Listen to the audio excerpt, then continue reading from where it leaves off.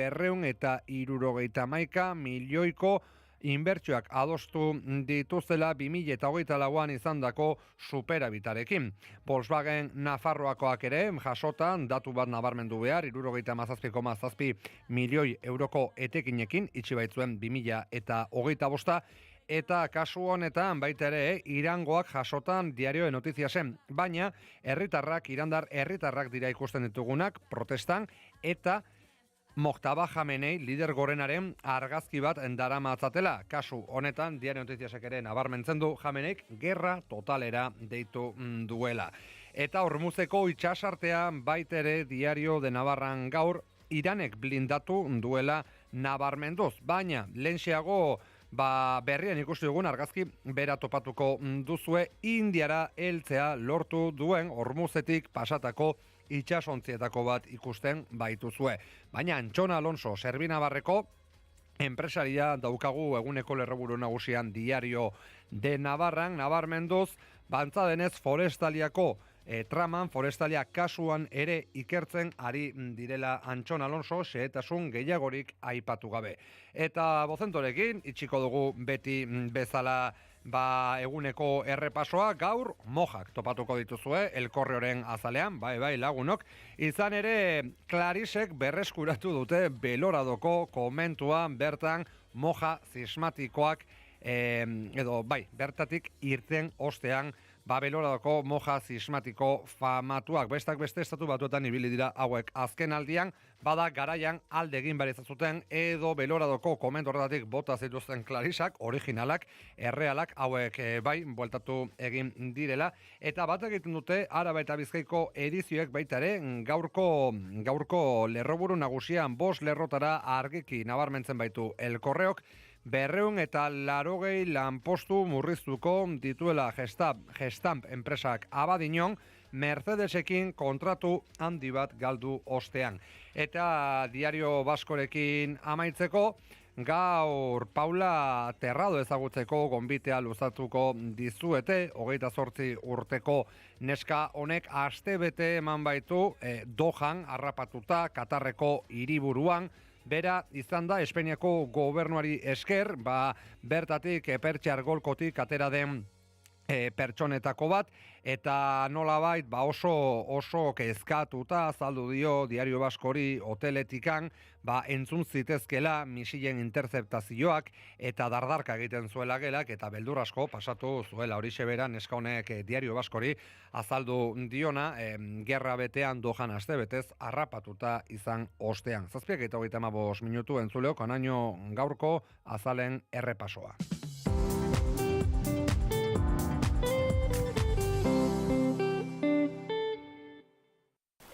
Zentzuz bidaiatzea gustoko duzu, ala lekuz aldatzea bakarrik.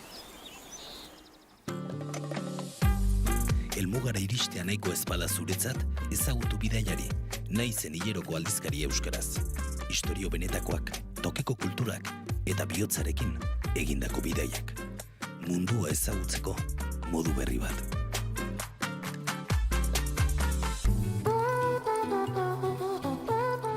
Eta astelenero 7:00 Bidaiari saioa Naiz Irratian.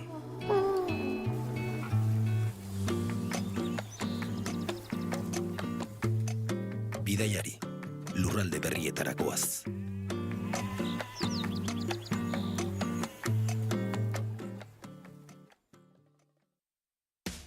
Piztu irratia, entzun Naiz Irratia.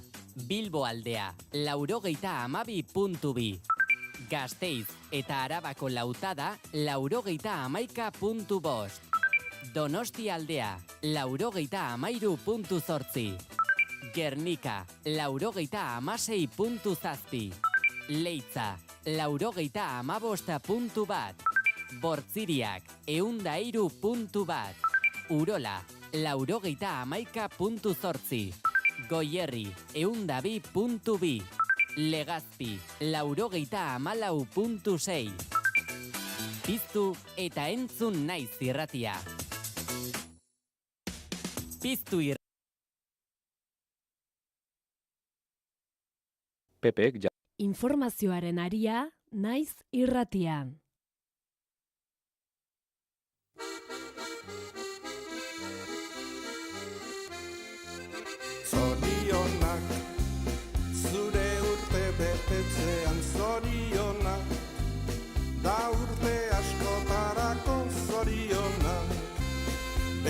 herritik tiratzean zorionak da musuak zuretzako.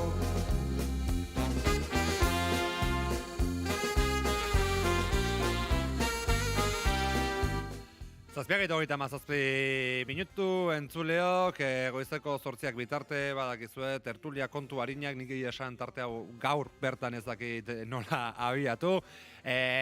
Agurtuko ditut, sikiera Itxaso Leon eta Ireia Kambra, egunon bioi. Egunon. Itxaso ere, hortxe haukagu, ez, badirudi, Itxaso momentu ez zaigu batu, ikusiko dugu. Ireia, zer modu zaude? Ni ondo zu, zer modu, zorionak. Eskerrik asko. Pixkat zarrago. Bai, ez da, bai. Bueno, hori seinale hona izaten da, ez? Hain ez delako hil, bai.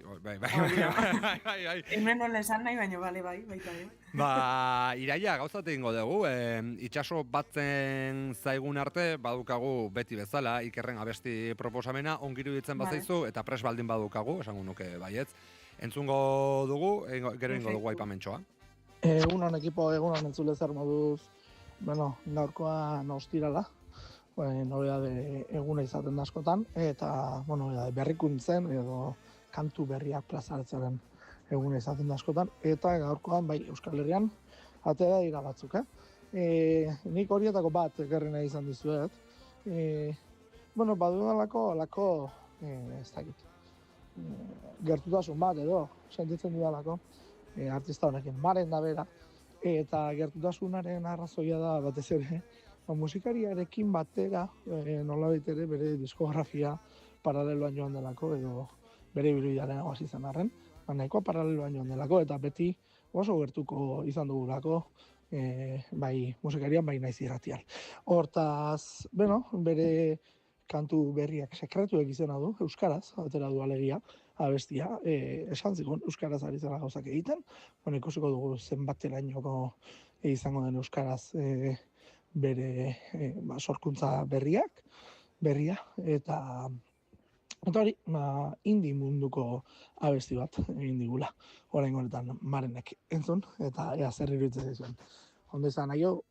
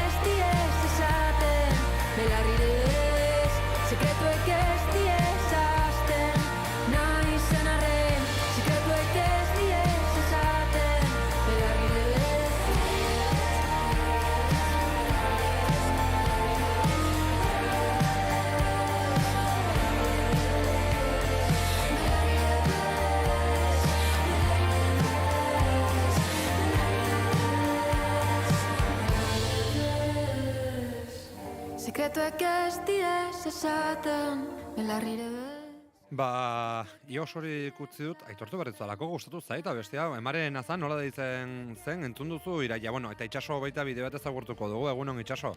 Kaixo, egunon, hemenago. Iraia zu baita ez da? Bai, mera. Aukerarik izan duzu, eske, entzut maren azala, baina baren milen justo gidoira begiratzen eta izenarekin genez elditu, baina gustatu zaita bestia. Oraintxe Bai, zago ditut, sekretuek nik zazam egin diet. Sekretuek, ados. Sekretuek bizkaitarrez, pentsatzen. Bai. Bolita. Bai, oso polita. Ikerremen. Itxaso, zer modu, zatze sorpresa, aspaldiko ez dugula zurekin bat egiten tertulia. Bai, oso aspaldiko partez, eta gainera gaurko honetan gehiago kostatu zait. Tertulian egon nintzen azkenekoan, duela aste batzuk, zazpietako edo zazpiterdietako txandan sartu nintzen, ez dut oso ondo gogoratzen nola izan zen, baina gaurkoan gogorrago egin zait. Hain goiz sartz. Zerutako, sartu zara gutxi gora bera? Sartu, trena tarteko, trenak ez ditu haimentzen bostetan sartzea, berez bostetan hasten da ordutegi hau, baina ni bosterdiak seiako gehi gutxi aldera sartu naiz. Bueno, Bira, ze esango dizut zuri, zuek normalean goizago sartzen zarete. Baina, oitzea da, behintzat behitu. Goiz esnatzeak gutxi duenetik, baina ostiraletan, bai. Aitortu behar dut ostiraletan, etxera goiz alde egiteak, badula bere abantaia. Horixe, bintzate baimentzen du, gero, goizago irtetea. Gero egia da, aurre ikusten dudala siesta potolo bat, eta horrekin bakarrik arratsalearen parte bat joango zaidala, baina tira, bintzat deskantzatzeko emango du. Kontuz siesta horiek, Ja, nola esaten zaila hauei, badago bat bazkal ordu aurretik egiten den, ala del carnero edo ez dakit. Nola? Eske, badira, hainbat... Ez ekan entzun da hoi. Badago lako nomenklatura bat, siesten nomenklatura... bilatuko dut, Alegia, bazkal aurretik egiten den siestatxoa, hori bada siestalari profesionalentzako, Ni oso siestalarien naiz, ez dakit bazkal aurretik edo ostean egingo dudan, edo bietan agian, behitu. La siesta del carnero, antza izaten zen hartzainek goiz osoan ibili ostean egiten zutena. Eta... Bai, nagoarrituta siestek izena dutelako. Nik horienekien. Bilatuko ditut siesta motak. Nire itak bazuen baita ere hitz bat, euskaraz, tetzan kuluska, baina siestei deitzeko, egin ez dut gogoratzen, baina beti esaten zuen, bani joa, nire itak kasik danentzako zekan horrelako esaldiren bat, ere komunea joteko ere, gauza bakoitzentzako bazekan bere terminoa eta, Begira. Bai. Kuluska bada hitz polita ere. Bai, oso. Siesta esan dugu, baina... Pasaren ostialean nik egin nun siesta horietako bat, baina gero damutu nintzala. Ze, lerra indan nengoen, ia bi aste emanituen segidan lanean, eta etxera iritsi, eta nire buruai, helburu bezala jarri nion, siestarik ez, ze banekin zer nolako siesta izango zen. Paskaldu egin nuen, eta euriari zuen, ezakiz zer, atxaldeko lauak ziren, eta momentuz, enekan planik atxaldeko 6ak arte. Begiak itxiko ditut pare bat minutu. Esnatu nintzen atxaldeko zazpitan, berandu iritsi ezaketa siestodetako bat gainera txatzen zara desorientatuta. Erabat, ezakezu nun zauden, ezakezu zergate, eta nola baiteko ez gaizi sentitzen, baina nik gatzen zarako sentsazio batekin zergatik egin dut. Jo, baina nire gertatzen zait, psikologiko kiren euski, baina fizikoki gertatzen zait oso astun sentitzen naizela, olako siesta luzeen ostean, sentitzen naiz batean gaixotu izan banintz bezala, edo... ez dakit gorputzeko minarekin, giharretako minarekin, ez dakit. Pentsatzen dut, zentzua horrek zer ikusi daukala, azken pinean da, lo fase sakona mozten duguna, ez? Bai, hori da, uste dut horrekin daukala zer ikusia, baina, momentu hietan nahiko heldu, nahiko nagusi sentitzen naiz, eta ez dakit hau zuri gertatuko zaizun egoi bat, ez ere gaur, urte bat gehiago bete duzulako. Bai, Bai, eskerrik asko. Lehen esan dio baita ere, nik gauza hauekin oso gezi pasatzen dut, etzi gustatzen jendea, bai gustatzen zain, noski, eskertze dute, baina... Baina bazenekien tokatuko zitzaizula, tertulian egon eta... Bai, atzo pentsatu nuna gaina, enizun txandaldatu behar. Ez berdin partatuko nun tertulian orduan. Bai, parte hartu bintzat, bai. Eta, zelan? Ongi, hori beste urte batekin egia da, hain goiz esnatuta, altxatu ezakitzer, eta hona etorren izela zuzenean, beti bezala banunkan amaren mezua horregoten dela gaueko 12 arte zain bidaltzeko mezutxoa. Eta beti da zen dit gauza berdina, lehenengoa, ez ospatu deus goizeko 10 gutxira arte, hori zentzelako ni jaio nintzen ordu zehatza. Bai, eta gero baita, gauza nahiko ñoñoa da, baina oso... Nire amak, bai, barkatu. Nire amak esaten du, zorionak, mundu honetan 34 urte dara mazkizu, eta nirekin 34 urte eta 9 hilabete. Ai, ze polita. Bai, egia esan bai. Eske nire amak ere gauza bera egiten du, bueno, nire kasuan uste dut goizteko 9 aldera edo jaio nintzela, eta ordu horretan zoriontzen nau berriro beti, eta ordu honetan edo ospitalera joaten nintzen hau eta beste, eta horregauten da efemeridearekin. Niri hori zintzen gertatu ze gaueko 10 gutxitan jaio nintzen. Orduan, gaueko 10 gutxiak arte ezima dut ospatu urte betetzea, ordu bete geratzen zait. Bai. Ni egia esan aurreatu nintzen, hilabete eta piko olako zehoze, bai, bueno, ziur asko horregatik ere naizen modukoa, kabezeren bat, baina, eta antza baita, neko kabro, barkatuko nozitzagatik, baina jai horretik ere neko kabroi izan nintzen, nire amaki gobari izan zulako, 6-7 aldiz kontrakzioekin, igo, eta zenan ez, bai, pile bat alditan, etorrela gontzan, 2 astez edo. Guau. Bai. Gaixoa. Etzan erraza izan. Baina, bueno, gauza honek osatze dute, ez, esatea. Suposatzen dut, bai. Bueno, utziko nahikoa da nire zilborrera begiratzeaz, beretan, eskertze dizuet, baina gezi pasatzen dela honekin. Gero, disfrutatu behar den moduan, gaur aratzean noa bazkaltzera, jende guztiari esango diot, arrotasunez eta inbidia pixkat pasa dezaten. Gainera, bueno, jende guztia esango diot hau gara eta naizek ordainduko didala, eta baita ere Sri Lankara bidei bat Katarretik pasatuz. Begira, bai. Bai, keba hori ez da gira, baina, bueno, norbaitek entzun baldin badu, ariak mugiditzakenak, hortxe uzen dugu. Bueno, Iraia, aurrekoan esan genuena, zurekin ipatu nun, ez? Ez dugokela bat ere gaizki, gure urtebetetze egunetan, jai eguna izatea, bai, egia da. Jo, bai, nik adibidez jai eskatu dut aurtengoa, denborarekin, baina bai, eskatuta daukatia. Nik uste dut, berez hori ez digutela egiten, baita ere, eta, bueno, pentsatzut Bilbon, itxaso antzeko izango dela, baina entzule esan behar diegu, gara, naiz, eta, bueno, gaur zorte, gure hemengo Donostiko erredakzioan, urte betetzetan, oso ongi jaten dela, ez dira ematen poltsakutrak ez, hemen badago nolabaiteko lehiaketa bat ere, batzutan sumatzen dut, badirudi, norberak ekarri behar duela, beti zehauze naturalagoa, tokikoagoa, bai, erabat. Bilbon ere horrelakoak izaten zareten? Jo, ez dakit hainbesterako den, egia da, beti urte betetza guztietan, ez bada egunean bertan urrengo egunean, edo, bueno, pertsona datorrenean, ekartzen duela zerbait, adibidez pasain egunean Iker Bizkargoenagaren urtebetetza izan zen, eta ekarri zituen pastatxo batzuk, baina normalean nolako gauza arruntak izaten dira, edo agian hemengo Bilboko ez dakite, okindegi ez dagun bateko palmerak, ez dakit, olako gauzatxoak, baina hain gastronomiko ez dakit jartzen, hain tokiko, hain kilometro zero. Eta bakizu zentzu dian okerrenak. Esango dugu ja publikoki, gaur filtrori gabe nago. Gaur nahi duan esan dezaket. Gutxitan izaten dituzu filtroak, goi? Bueno, gardentasuna bakizu, eta... Zehoze legez kanpoko esaten ez doan bitartean, dena ongi. Hori da. Baina ez, hemen errudunak itxaso lapurtarra dia. Zendaian bizi direnak, Donibanen bizi direnak, karo, hauek juten dia edozein okindegira, taiak hartze dutena da goi mailakoa. Eta orduan, kriston presioa sartzen digute. Hori trampada, Noski, ez uste, zunik nukela ekarriko artia gaieta batzuk eta benga, banatuta fuera, baina ez. Gero, eta ez izuet esango, ez zaudelako gaur hemen, zer ekarri dudan, gaizki pasatuko duzuelako. Bueno, segurazki norbaitek pasatuko du argazkia gero talde. Bai, hori xamar, gero beti irakusten dute. Nik beti ohitura izaten dut, azken urteotan batez ere, ekartzeko...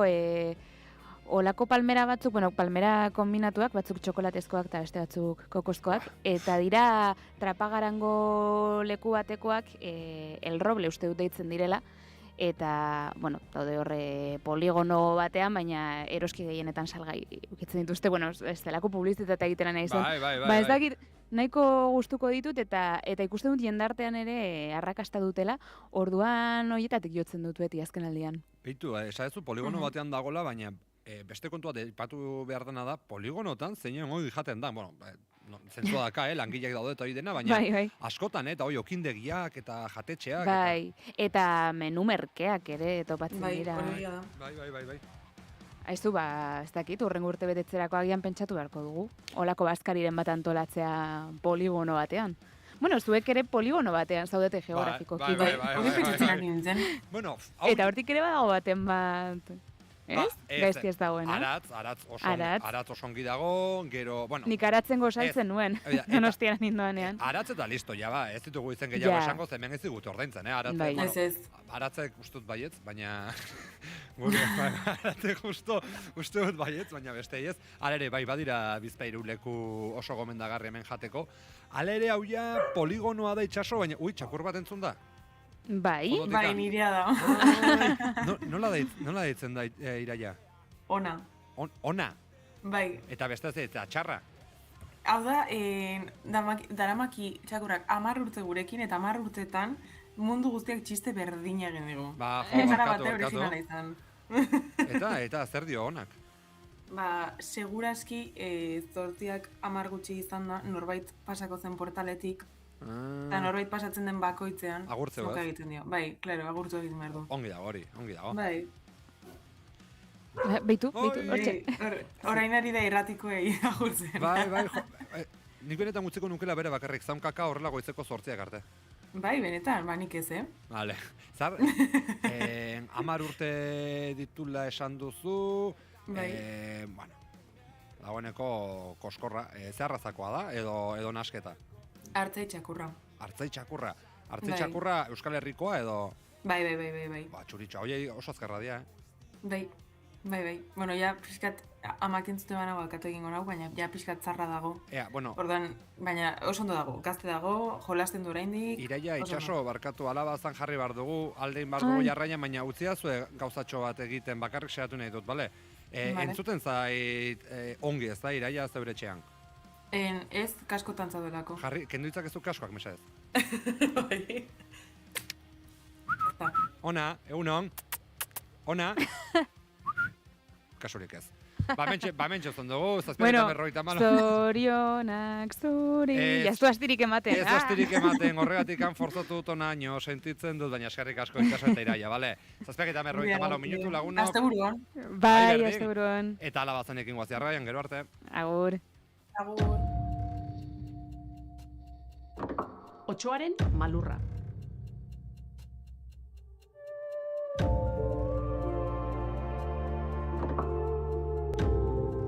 Alabazan edo ez bazan, entzun dadila naiz irratian. Bazan behin, otso goseti bat. Bere etxetik irten zen, jatekoaren bila. Eta antxe zelai baten ardian aurkitu zuen behor bat. Antxe joan zen tentuz, behorraren gana. Eta parean jarrita esan zion, oraintxe bertan jango zaitut. Eta behorrak hori entzun zuenean, esan zion, ondo da, baina gauza bat kontatu behar dizut aurretik. Atzeko hankan, arantza bat daukat sartuta, eta horrekin batera jaten baldin banauzu, nortaki. Agian arantza ez tarrien trabatuko zaizu, eta gero, ia zer? Ondo da, oraintxe bertan kenduko dizut arantza, eta orduan bai, jango zaitut.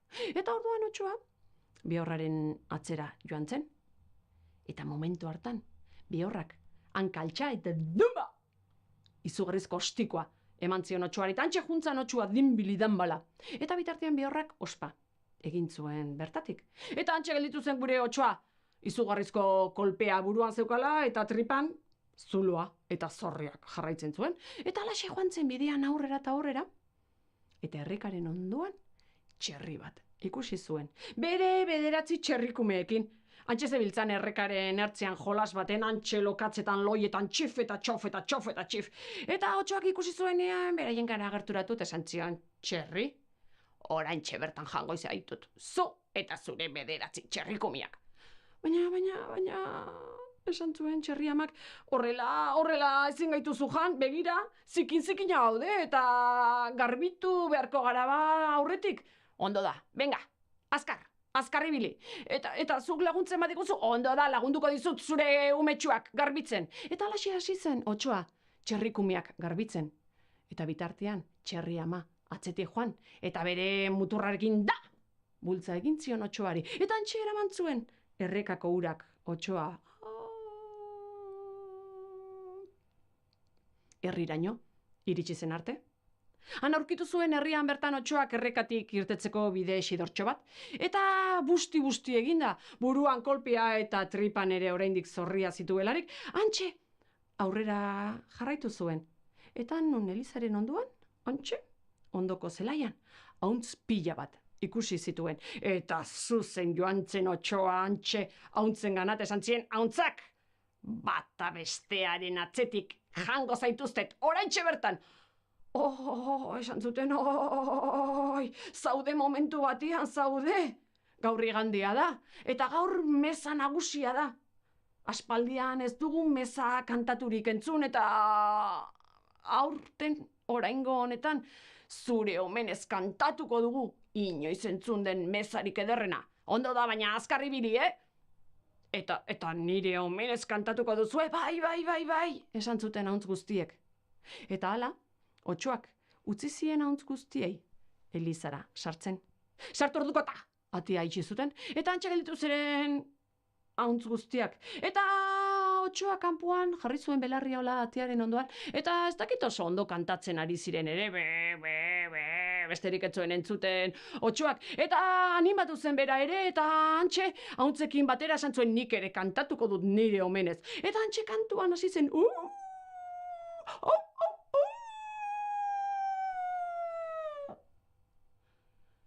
eta herriko txakur gosetiek Otsoaren ulua entzun zutenean, guztiak kalez kale Elizaraino iritsi ziren. Eta antxe aurkitu zuten Otsoa Elizaren atariko atean, antxe, kieto, norbaiten zain.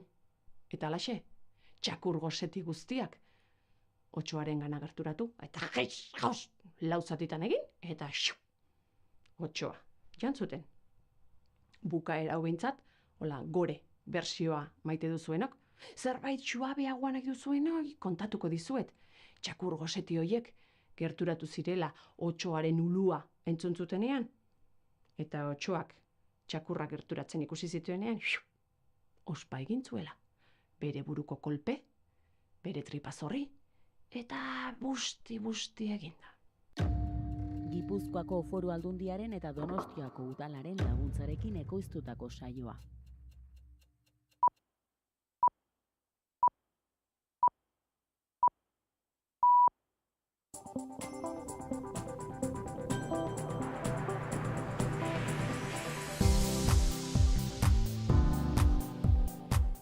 Informazioaren aria naiz irratian, Pegi Lekuona. Egunon, goizeko 8 dira, ongi etorri naiz irratira. Erresistentziarako deia egin du Moktaba Jamenei Irango lider goren berriak. Ameriketako estatu batuei presio egiten jarraitzeko Hormutzeko itsasartea itxia mantenduko dute.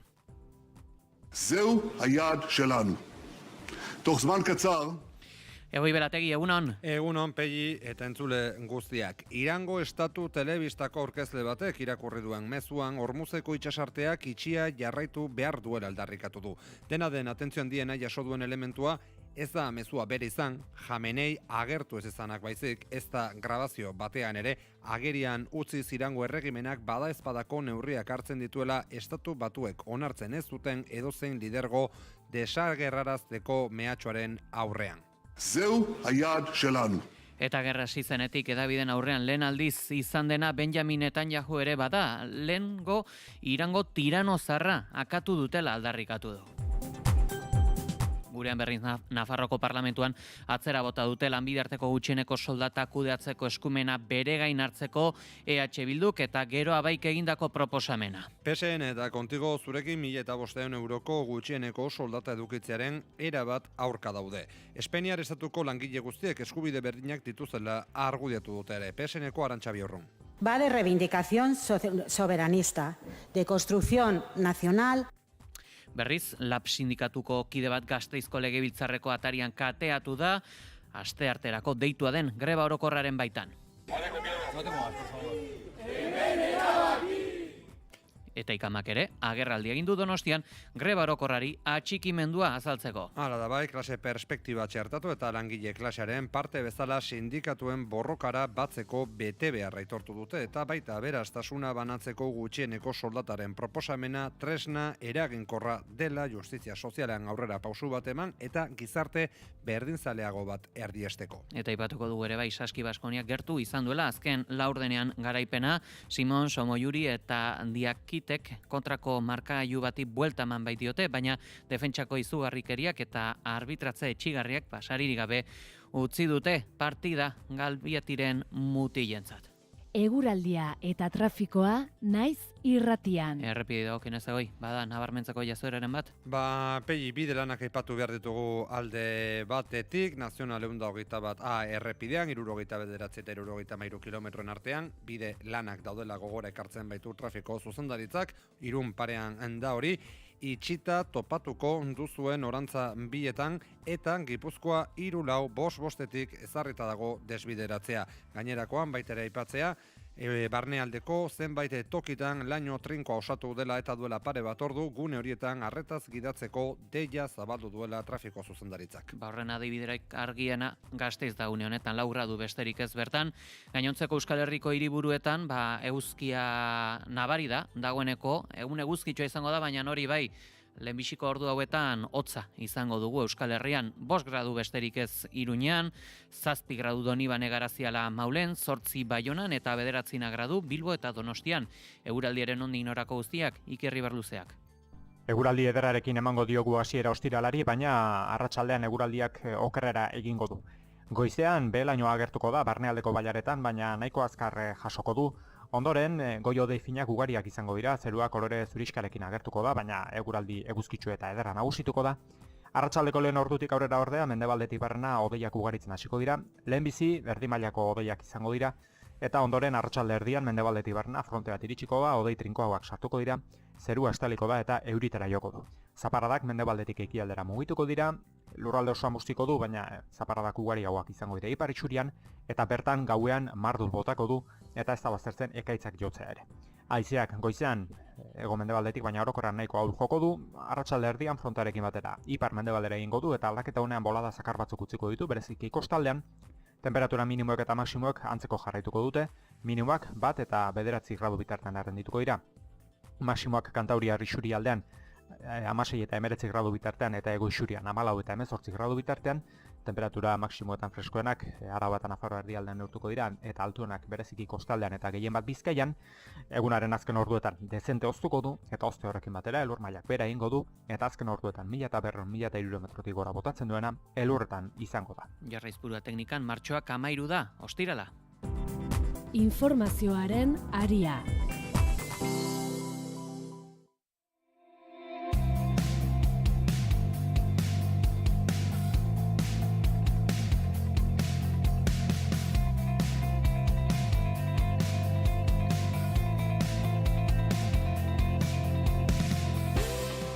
Bonbardaketek ez dute etenik ekialde hurbilean, gau honetan Israelek Teheran eta Beiruterantz zuzendu ditu erasoak. Hala da bai, Libanoko hiriburuari dagokionean Israelek Hezbollah taldeko kide baten aurkako erasoa baieztatu du. Ez dute esan, hildakorik egon ote den, baieztatu dena da gatazkako lehen hildako frantsesa. Emmanuel Macronek esan du Irakeko Kurdistanen soldadu bat hil dela. Dirudienez, estatu frantsesak Irakeko Kurdistanen duen base baten aurkako drone erasoa burutu du Iranek. Irakeko Ashab al-Haf talde armatuak estatu frantsesaren aurkako mehatxoa areagotu du gainera. Salde gol hegazkin ontzia golkoan kokatu ostean, frantsesen interes guztiak erasotuko dituztela baieztatu baitute. Bestalde, Irango armadak mehatxu egin du golkoko estatu guztietako petrolio eta gas instalakuntza guztiak suntsitu edota su ematearekin Errepublika Islamikoaren energia instalakuntzak erasotzen badira. Eta ipatu dezakegu baita ere, goiz honetan Irango drone bat ere, Dubaiko auzo finantziararen aurkak erasoa burutu duela eta bertan eraikin altu hauetako batek su hartu duela. Bestalde esango dugu, erresistentziarako deia egin duela Moktaba Jamenei Irango lider goren berriak. Ameriketako estatu batuei presio egiten jarraitzeko hormutzeko itsasartea itxia mantenduko dute. خصلت همیشگی بیشتر ایرانیان جز این نبوده. Irango estatu telebistako aurkezle batek irakurri duen mezuan Hormuzeko itsasarteak itxia jarraitu behar duela aldarrikatu du. Hala ere, atentzio handiena jaso duen elementua ez da mezua izan, Jamenei bera agertu ez izanak ez da grabazio batean ere agerian uzten baitu Irango erregimenak badaezpadako neurriak hartzen dituela estatu batuek onartzen ez duten edozein lidergo desagerrarazteko mehatxoren aurrean.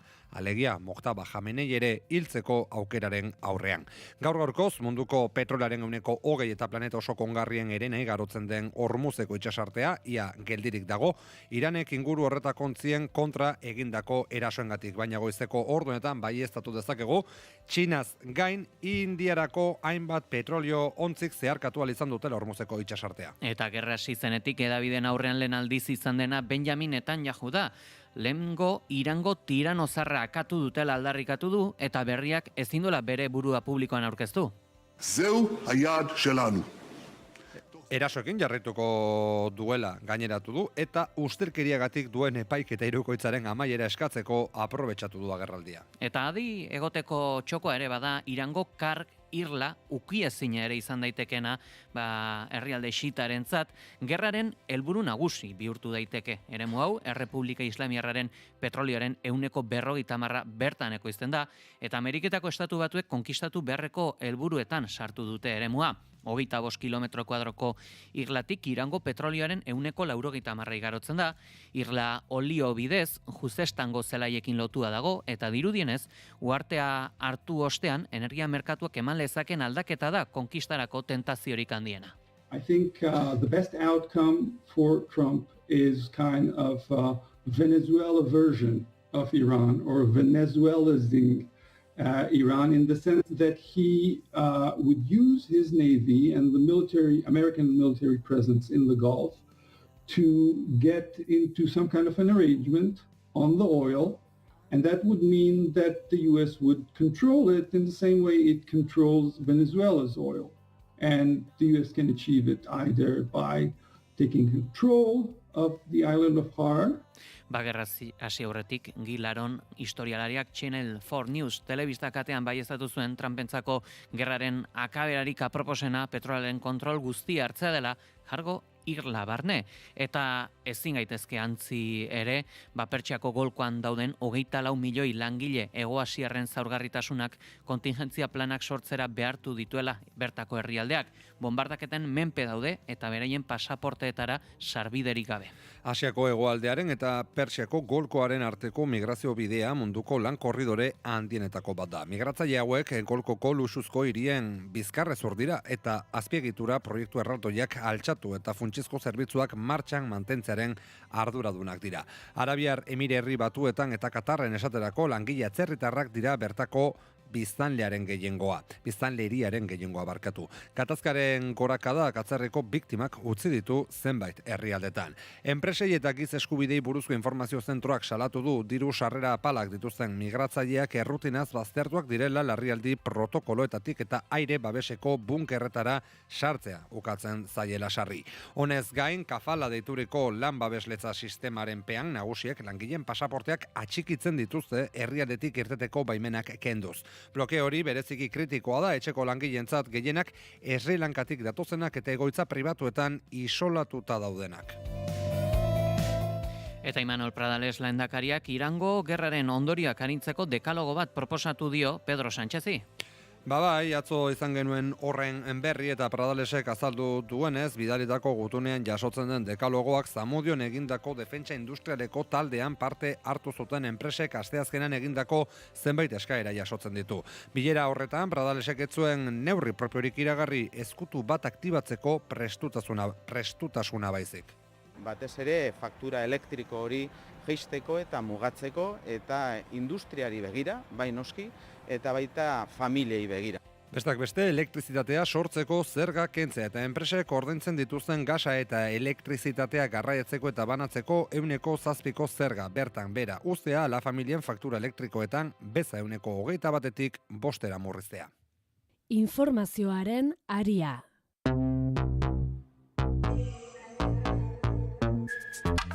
Goizeko 8:12 izan daitezen 5 segundu besterik ez. Iraganden urriaren 12ko Gasteizko istiluen arira, Aritz Ibarrak epaileren aurrean deklaratu du, akusatu gisa izan da bertan, baina baita ertzaintzak botatako foam jaurtigai baten biktima bezala ere. Ibarrari matrailezurra hautsi zioten, baina desordena publikoak eta agintaren aurkakoa atentatua egotzi diote baitere. Ertzaintzak eta alakoak gertakari buelta emateko asmoa duela azaldu du. Ibarrak berak naizi azaldu dionez, epailaren aurrean deklaratzen egon den 2 orduetan behin eta berriz saiatu dira bere hitza zalantzan jartzen. Aurretik ere deklaratu eta salatu izan du guztia, falangea Euskal Herrian egotea onartezin iruditzen zaiola iraingarria eta aurre egiteko asmoz joan zela urriaren 12ko ekintza horretara. Hala ere, delitu gehiago egozteko arrakalak bilatzen eta kontrasenak aurkitzen saiatu direla deitoratu du Ibarrak. Urriaren 12ko gertakarien polizia testatua kezkagarritzat jo du gainera azaldu duenez, dokumentuan falangeko kideak aipatzen dira, konzentratuak direla esanez, naiz eta makilekin eta kaskoekin grabatu zituzten herritar askok aldiz aurre egitera joan ziren antifasistak zalapartari, errebelde edo matxino gisa definitzen dituzte errealitatea erabat desitxuratu nahi dutela salatu du Ibarrak. Harriak botatzen ikusi omen zuten Ibarra eta bera izan zela ekimen antifasistaren bultzatzaileen nagusietako bat diote, baina azaldu duenez gogora ekarritakoaren arabera errealitatea da inorketzuela momentuan identifikatu Ibarra. Pilotakada jaso eta salaketa jartzera joan zenean izan zuten bere berriren aldiz, eta ordutik aurrera hasi ziren beraren aurkako eginbide guztiak. Eta aipatuko dugu baita ere Gasteizko urriaren 12ko istilu hoien ostean, Lakuako segurtasun sailak foam jaurtigailuentzako, jaurtigailuetako batean anomalia bat atzeman omen duela jakinarazi du. Bai, horren inguruko kritika ere egin dugu Ibarrak berak, segurtasun sailak azaldu duenez gertakari horien ondoren irekitako ikerketaren barruan egindako txosten perizialek jaurtigailuetako batean disfuntzio bat zegoela egiaztatu dute. Eta aipatuko dugu ere, Santurtziko udalean, ikerketa batzordean dabiltzala, bertako udaltzainen kargu igoeraren azterketan filtrazio izan ote zen ala ez aztertzeko. Beno, balizko filtrazio horretan implikaturiko udaltzainaren testigantza entzun izan zen atzokoan. Bai, agentea irregulartasun horrena onuradun gisa izendatu dena, bertan agertu da, baina ez du deus berririk ekarri, implikaziorik ukatu du eta azpimarratu du ekintzen zaintza kate hau hasieratik egon zela konprometituta udaleko zenbait instantziek jada ezagutzen zutelako. Sonia López zinegozioierekin olabaiteko harremana leporatu zitzaion agente izan da saio honetako protagonista. Hasiera batean Karmele Tubilla Santurtziko alkate ohia bertaratzea aurreikusita zegoen, baina baja mediko baten ondorioz atzeratzeko eskatu du. Enplegu publikoen eskaintzan parte hartu duten hainbat hautagai ere izan dira eta beren esperientziaren berri eman dute. Udaltzaingoaren arabera segurtasuneko zinegotziak presio asko jasan zituen eta salaketa hori Lópezek berak berretsi zuen foro horretara joan zenean. Alkate ohiaren konfiantzazko pertsonetako bat izan zenak ziurtatu zuen EAJaren presioak jaso zituela antzeko jendea jartzeko, baina dioenez uko egin zion horri. Udaltzen honek bigarren kalifikaziorik onena lortu zuen udaltzengoko ofizial orde mailara igotzeko lehenengo probetan eta abendutik salatu izan du filtrazioaren ustezko onuradun izendatu zutenetik jasaten duen lintxamendua. Horregatik laneko jazarpenagatik espediente bat irekitzeko eskatu zuen. Bada atzokoa batzordaren 3. bilera izan zen, urtarrilean hasi zen azaroan eratu ostean eta berriz ere Edorta Rodrigo alkate ordea izan zen buru, Tubilla ez baitzen gerturatu. Informazioaren aria.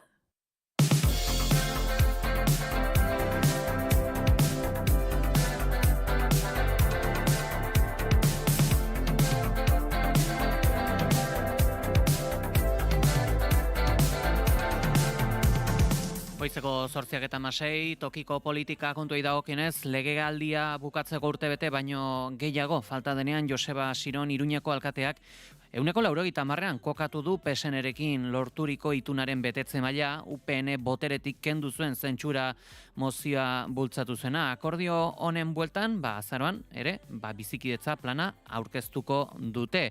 Hain zuzen, balantze positiboa egin du Sironek indar desberdinen artean lortu dituzten akordi buruz. Oro har, balantzean iretzat oso positiboa da. Ez dut esango ez dagoenik arazorik, hori genekien ez dela horrela izango, oso indar ezberdina gara, oso historia ezberdina dugu, oso printzipio ezberdinak ditugu batzutan, baina batzen gaituena da hiria mugitzeko borondatea. Eta hortan ados gaude. Hala ere oraindik onartu du, badaudela, garatzeko bidean dauden proiektuak tartean, erorien monumentuarekin zer gertatuko ote den, bertako memoria zentroa, ala Sarasate pasealekuko lanak, azken hau, legegintzaldiko hiri proiektu handia izango dena, eta horrekin batera, abian den, hizkuntza normalkuntzarako plana ere. Bilerako aipagai nagusietako bat hiriko lehenbizikidetza plana izan da, honen abia puntua 2026 urteko azaroan kokatu dute, eta korrikari dagokionez, Iruñeko alkateak azpimarratu du, honen bueltan oinarrizko adostasunak daudela, euskara babestea tarteko. Salto egin beharra dugu berriz Donostiara, bertan Denis Itxaso sailburuak Eusko Alderdi Jeltzalea estutu baitu, bertako Gipuzkoako hiriburuko etxebizitza politikak ez daitezen geldotu. Loiolako Herriberako etxen polemikaren ostean, Insausti alkateari erreakzionatzeko eskatu dio, hiriak ezin dezakelako gehiago itxain. Atzo Radio Euskadin alkateak erreakzionatzea eta proiektuak zehaztea espero duela adierazi du etxebizitza sailburu Denis Itxasok udalak denbora eskatu diela esan du eta kezkatu daudela horrekin. Y el ayuntamiento se está repensando un poco pues algunas de todas estas operaciones, ¿no? Es una petición encarecida a que agilicemos los plazos porque de verdad en Donosti no estamos para esperar más tiempo. Gogorarazi duenez, bere sailak akordio handiak lortu zituen aurreko alkateeneko goiarekin ala nola Txomineneako lurzoruak lagatzea, espetxe eraistea edota Martutene auzoa osatzea. Eta kexari ez erabakitzeko auto egin du berriz Jon Insausti Donostiako alkateak, herritarrek emaitzak eskatzen dizkiotela berretsi du. Y a mí los donostiarras no me piden que ande respondiendo a políticos, a mí lo que me piden son resultados. Aipatu beharra dugu ere, arlo politikotik, hain zuzen, Euskal Herriak natori ezetz esan eta 40 urtera eta Irani egindako erasoaren bueltan, EH Bilduk bakea, subirautza eta gatazkaren amaiera aldarrikatu du bardeetatik. Euskal Herriak natori ezetz esan zion duela 40 urte. Gaur, bardeako tiro eremutik, bakearen aldeko deia munduratzen dugu. Eskalada militar arduragabea gelditu behar da. Diplomaziaren bidea hartu. Nazioarteko zuzenbidea errespetatu. Gutxi batzuen interesek gehienon pobretzea dakarte. Ekintza oso grafikoa gauzatu du alderdi subirenistak bardetan NATOren eta Donald Trumpen aurkako mezuak proiektatuz. Mezua argia gainera, bakea, subiranotasuna eta gatazei konponbidea emateko beharra. Horretarako Donald Trumpen aurpegia eta NATOren akronimoa proiektatu dituzten bardeetako figura geologiko ospetsuetan biak ala biak planetaren luze zabalean azken hilabeteotan gertatzen ari dena salatzeko simbolotzat hartuta. Eta ekintza jasotzen duen bideo ere zabaldu dute. Imperialismoaren eta autoritarismoaren aurrean, bakea eta burujabetza. Gerrarik ez. Euskal Herriak gerrari ez. Modu honetan Euskal Ezker Subiranistak azaldu du egungo nazioarteko ordena zeharkatzen duten autoritarismoa, imperialismoa eta militarismoa salatu nahi dituela Donald Trump bere adierazpenik ikusgarrienetako bat dela kritikatuz. Eraso, gerrak, okupazioak eta logika militarista nazioarteko zuzenbidearen eta herrien subiranotasunaren gainetik daudela oraindik ere nabarmendu nahi izan du EH Bilduk. Informazioaren aria.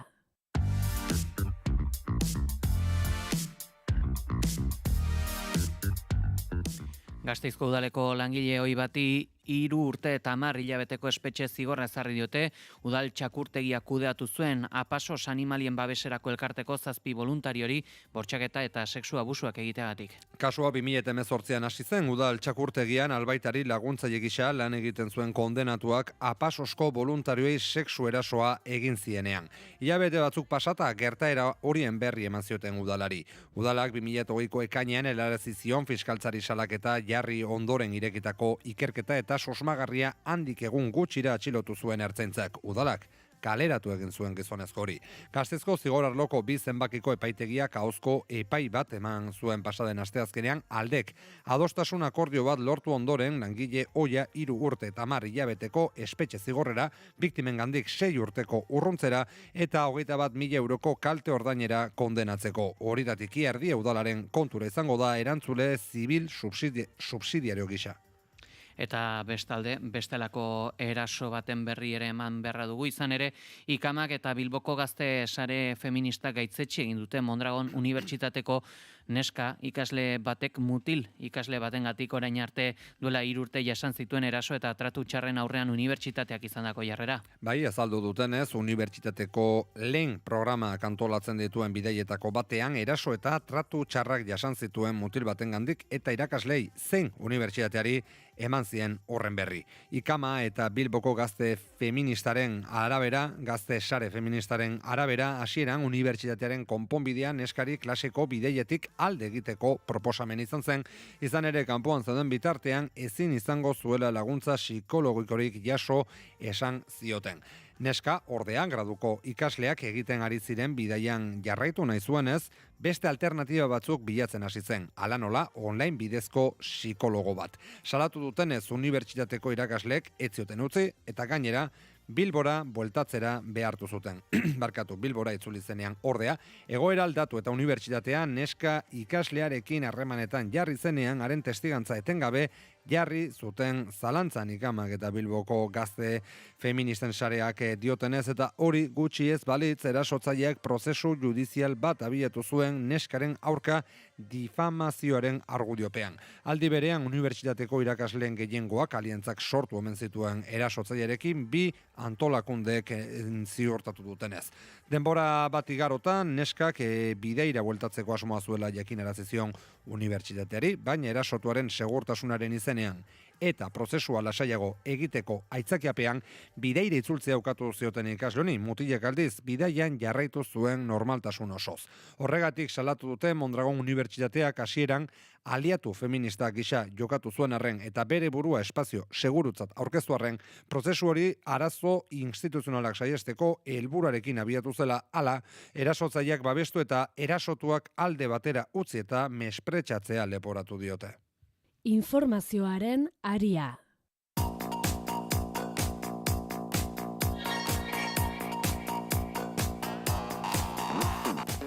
Eta Trapagarango Tubos Reunidos lantegiko langilek erreferendum baten bidez babestu dute botoen 85%rekin zuzendaritzak proposaturiko enplegu erregulazioko espedienterako azken eskaintza nahitazko irterarik ez egoteko baldintzarekin. 325 langiletatik 264 bozkatu dute eta hauetako 251ak akordioaren alde egin dute, 12 aurka eta batek boto zuria eman du. Sindikatuetako iturriek aditzen eman dutenez, Trapagarango lantegian egindako kontsultaren emaitzak jakin aurretik UGTek Amurrioko lantegian duen atal sindikalak iragarri du ostiral honetan enpresak aurkezturiko azken eskaintzaren aurka bozkatuko dela, beraz bere bi botoak erabakigarriak direnez, ikus beharko da negoziazio batzordean akordiorik lortu halko den edo. Elak, Komisiones Obrerasek eta UGTek osatzen duten Bizkaiko lantegiko batzordean bertan gehiengoak ostegunean deituriko erreferendumean langilek baiezkoaren aldeko botoa eman dute, aipatzen genituen datuen baitan, nahigabeko kaleratzerik gabe deitzaileak sarturiko baldintzen arabera. Hori da, ordezkaritza sindikal honek, Tubos Reunidosen enplegu erregulazioko espedientearen negoziazio mailaren gaurko bileran defendatuko duen jarrera, izan ere, enpresak 301 kaleratze planteatzen ditu, Trapagaranen zein Amurrion, eta hain zuzen, bi aldeak, Bilbon elkartuko dira berriro, eta joan den astelenean hasiera batean enplegu erregulazioko espedientearen kontsultaldia bukatu zenean, negoziazioa ostiral honetara bitarte luzatzea erabaki ostean. Beraz, batetikan, Trapagaranek balekoa ematen diola kaleratze guzti horiek, Amurriokoek ere, asteazken honetan ere iragarri zuten beraiek, kaleratzen aurka bozkatu zutela. Eta ekonomia kontuetan ere, adi gabiltza, martxoak 27ko greba deialdiari, eta honen inguruan suertatu diren ekimen eta dinamika ezberdinei. Hoietako bada, Nafarroko parlamentura heldu den lanbide arteko gutxieneko soldata ezartzeko lege proposamena, geroa bai eta EH Bilduk proposaturikoa, azkenean atzera bota dute ekimena, PSN, PP, Kontigo Zurekin, Vox eta alderdi honetako kide zen Maite Nostrik. Aipatzeko moduko ere, UPNren abstentzia.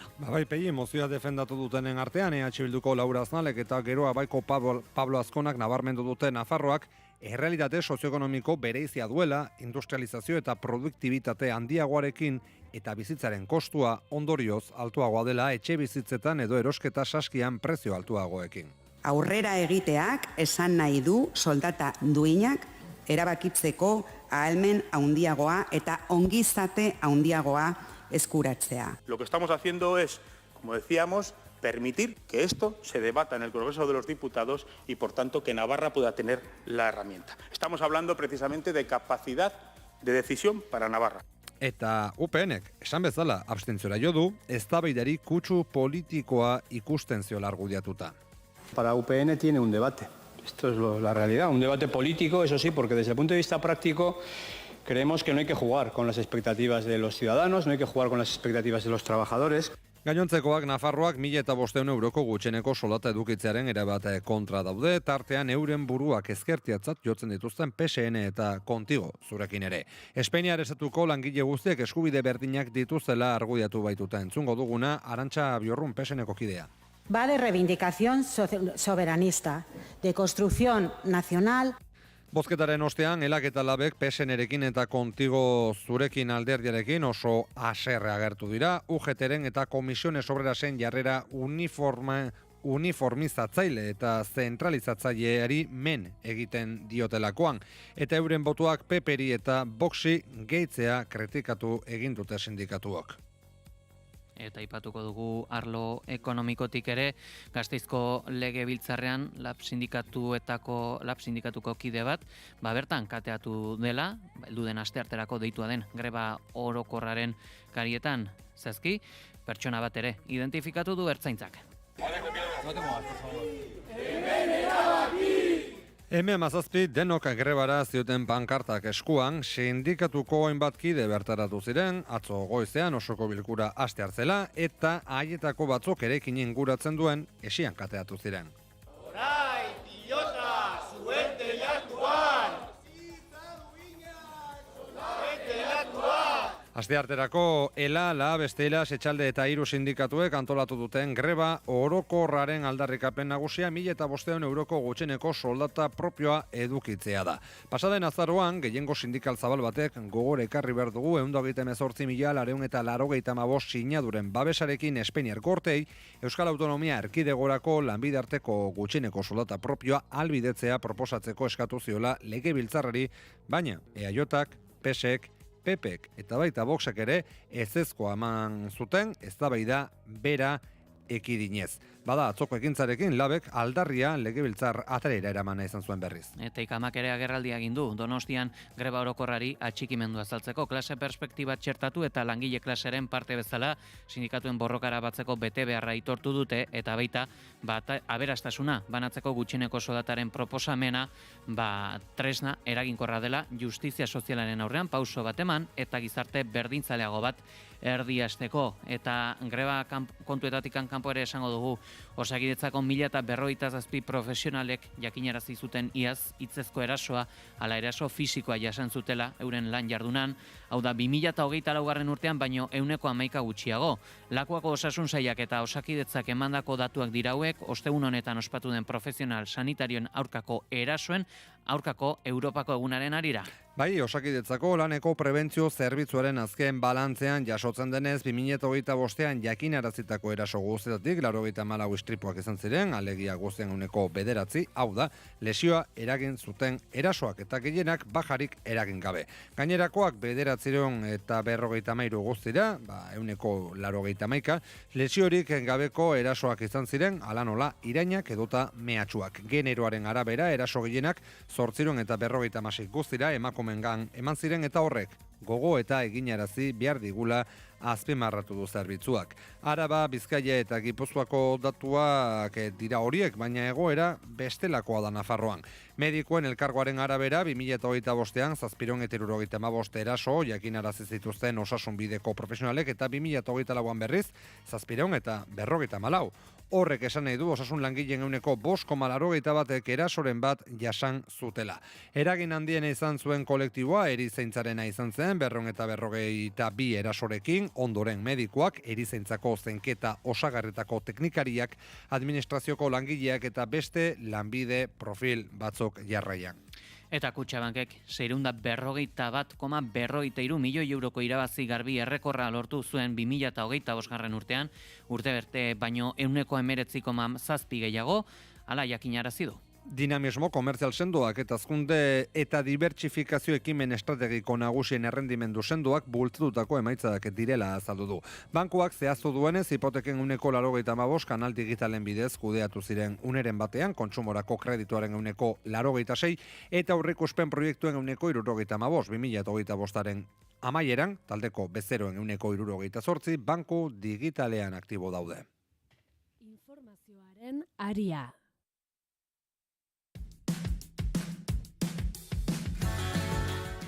Goizeko 8:32 berriro ere jo beharra dugu nazioartera, izan ere artxibatua gelditu da Teinman base militarreko atxilotze zentroan preso palestinar bat bortxatzea egotzita 5 erreserbistaren aurka irekitako prozesu judiziala 2024ko uztailean instalakuntza horietara eraman zutenean jaso zen erasori. Itxaso Leon, egunon. Kaixo, egunon Pei eta egunon entzuleok. Israelgo armadak argitaratutako idazki batean, Itai Ofir fiskal militarrak alegatu du Israelgo poliziaren ikerketa material egokien transferentziarekin lotutako zailtasun prozesalak tarteko hartu dutela erabakia. Israel Katz defentsa ministroak onespenez jaso du fiskal militarraren erabakia eta aurreko fiskalari erasoaren bideoa filtratu ondoren dimisio eman zuen Yifat Tomer Jerusalmiri kalumniak igortzea eta izaera kriminaleko ikerketa metodoak gauzatzea leporatu dio. Gaineratu du sistema militar judizialaren funtzioa dela munstro krudelen aurkako gerra batean heroikoki parte hartzen duten soldaduak babestea eta ez terroristen eskubideak. Fiskaltza militarraren idazkian zehazten zenez, 5 soldaduek unitate bateko beste kide batzuen laguntzarekin presoa kolpatu zuten, presoa etzanda zegoen biluzik begiak estalita eta hankak eta eskuak kateatuta. Akusatuek bateak eta taser bat erabili zituzten eta objektu zorrotz batekin sastatu zuten ipurmasail batean uzkitik gertu. Azterketa medikoek frogatu dutenez, erasoak 7 saietxeen austura, birikan zulaketa bat, ondeste urradura bat eta zauriak eragin zizkion gorputzean eta aurpegian. Hori delata kirurgiak eta odol transfusioak egin behar izan zizkioten eta ospitalean egon behar izan zuen denbora luzez. Eta aipatu beharra dugu baita ere Sali Muslim buruzagi kurdua hildela, Kurdistan hegoaldean, Iraken gaixotasun luze baten ostean, bere alderdiak Batasun Demokratikoak hala iragarri du ohar batean. Urte askoan partiduko presidentekide izan zen, Siriako alderdi politiko kurdu nagusikoa eta funtsezko zeregina izan zuen eskualde autonomo bat ezartzeko bere segurtasun indarrekin eta erakundeekin, herrialdearen ipar-ekialdean Estatu Islamikoaren aurkako borrokaren ondoren. Halere urtarrilean Siriako kurduek autonomia hori sendotzeko itxaropenak zapuztu zituen akordio bat sinatu behar izan zuten. Ahmad al-Shara Siriako presidentearen indarrek eraso egin baitzieten bere agintea eta estatu zentralizatu bat edatzea erabakita. Salih Muslimen alderdiak omenaldi egin dio bere bizitza, bere herriaren kausari eta bere eskubide legitimoen defentsari eskaini zion gizon bati esan duenez. Erbilen hilda Irakeko Kurdistango hiriburuan gaixotasunaren aurkako borroka luze baten ondoren Batasun Demokratikoak kontatu duenez. Lagunak eta alderdiko kideak ospitale baten aurrean bildu dira Erbil kanpoaldean haren heriotzaren berri izan ostean. Gorpua Rojabara eraman dute ostegun honetan bertan ehortzeko. Eta Txinako herri batzar nazionalak amaitu du azken batzar nagusia 5 urteko 15. plana onartuta. Zalantzazkoa den mundu honetan elkarrizketa egituratzearen, epeluzerako planifikazioaren eta erronka globalei aurre egiteko ikuspegi alternatibo baten aldeko apustu egin dute. Munduko bigarren ekonomiarik handienaren eta merkataritza eta diplomazia gabe globaleko funtsezko aktorearen orientazio politikoak ezinbestean eragingo du garapen globalak ardezaken norabidean.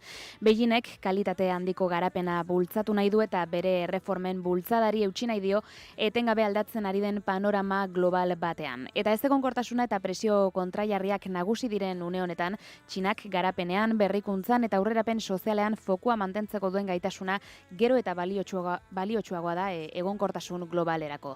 Analisten arabera hainbat dira azpimarratu beharreko gakoak. Lehenik eta behin barne eskariak hazkundearen motor nagusi gisa duen papera indartzeko betebeharra aipatzen da.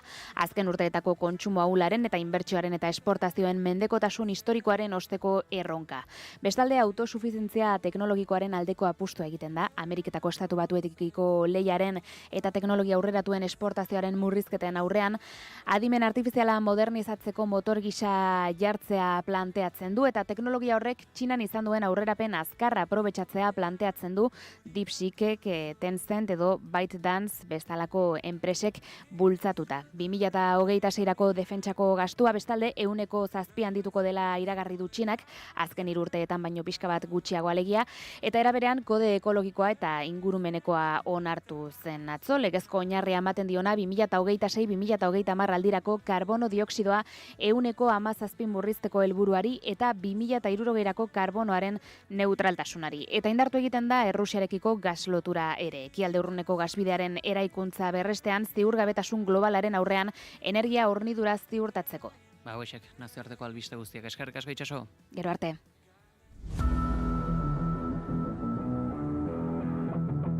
Kirol aria, naiz irratian.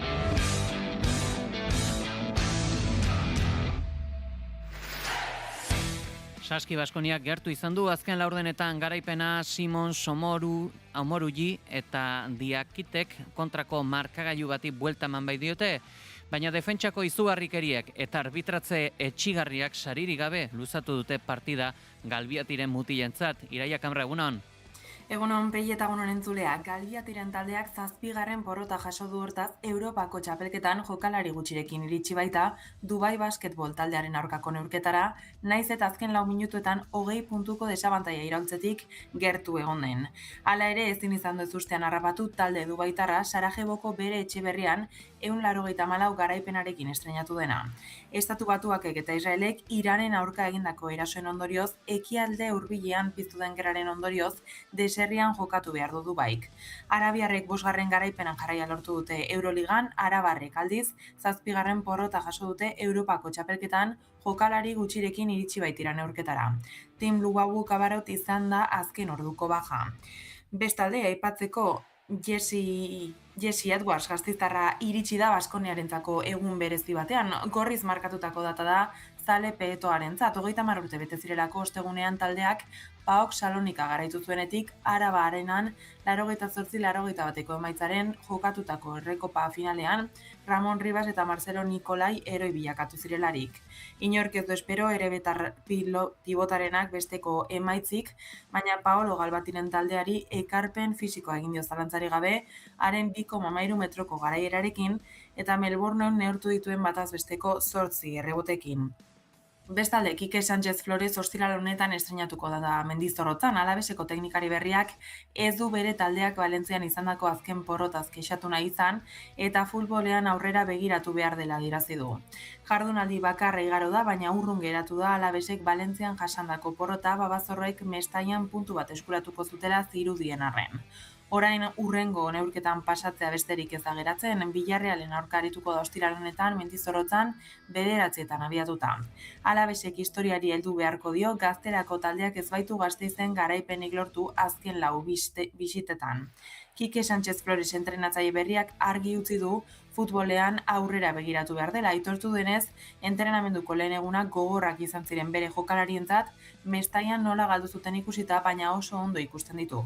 La zona desilusionado porque sí que tengo el recuerdo de lo que es venir a jugar a Mendy, las apretadas que mete el público, la afición cuando hemos venido a jugar con otros equipos y ahora está de nuestra parte.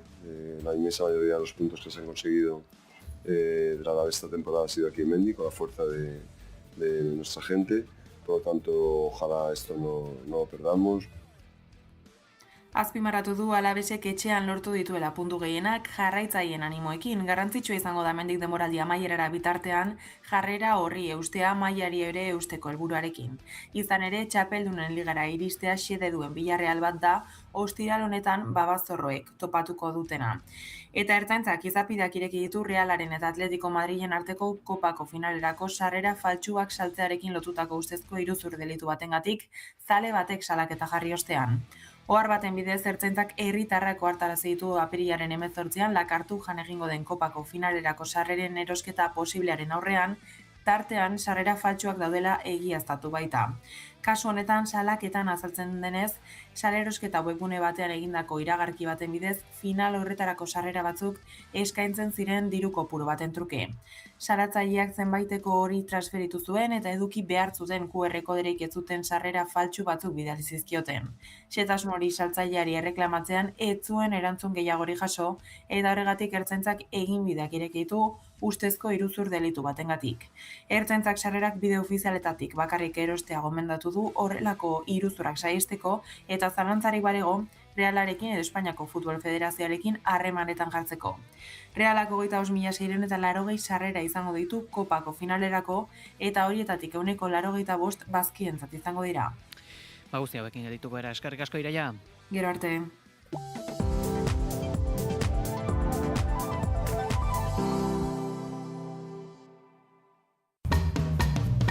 Gure etxean zaude.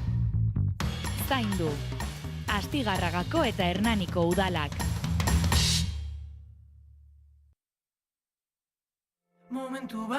Badator Loraldia Festivala. Martxoaren 9-tik 28-ra. Sormen ezberdin baten bila? Hauxe da zure aukera. Musika, teatroa, dantza, hitza eta berpizkunde kultura lindartsua. Erosi sarrerak loraldiafestivala.eusen eta bizitu Baga Biga Iga Maurizia. Zure lekua hemen duzu. Loraldia Festivala, Euskal Kulturaren loraldia.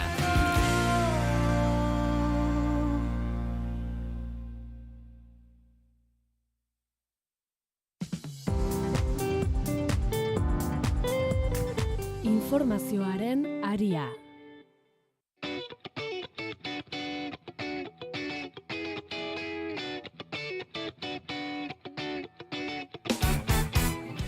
Goizeko 9:00 gutxitara bidean heldu zaigu ostiral honetan ere, analisi mailaren tenorea eta gaurkoan esan beharra dugu hautetxek dauzkagula aspaldiko partez. Donostiako estudioetan da Iñaki Gabarain, PSeko zinegotzia Donostiako udalean, egunon. Egunon. Eta baita ere, Bilboko estudioetan da Iker Alcedo, EH Bilduko zinegotzia Portugaleteko udalean, egunon. Egunon bai. Eta segundu batetik bestera gure maira batuko zaigu baita ere Aitor Urrutia, Eusko Alderdi Jeltzaleko legebiltzarkidea, eta hain zuzen, esan beharra duguna da, hain zuzen gaurkotasunari dagokionez erresistentziarako deia egin duela Moktaba Jamenei, Irango lider goren berriak, Ameriketako estatu batuei presio egiten jarraitzeko, Hormutzeko itsasartea itxia mantenduko du.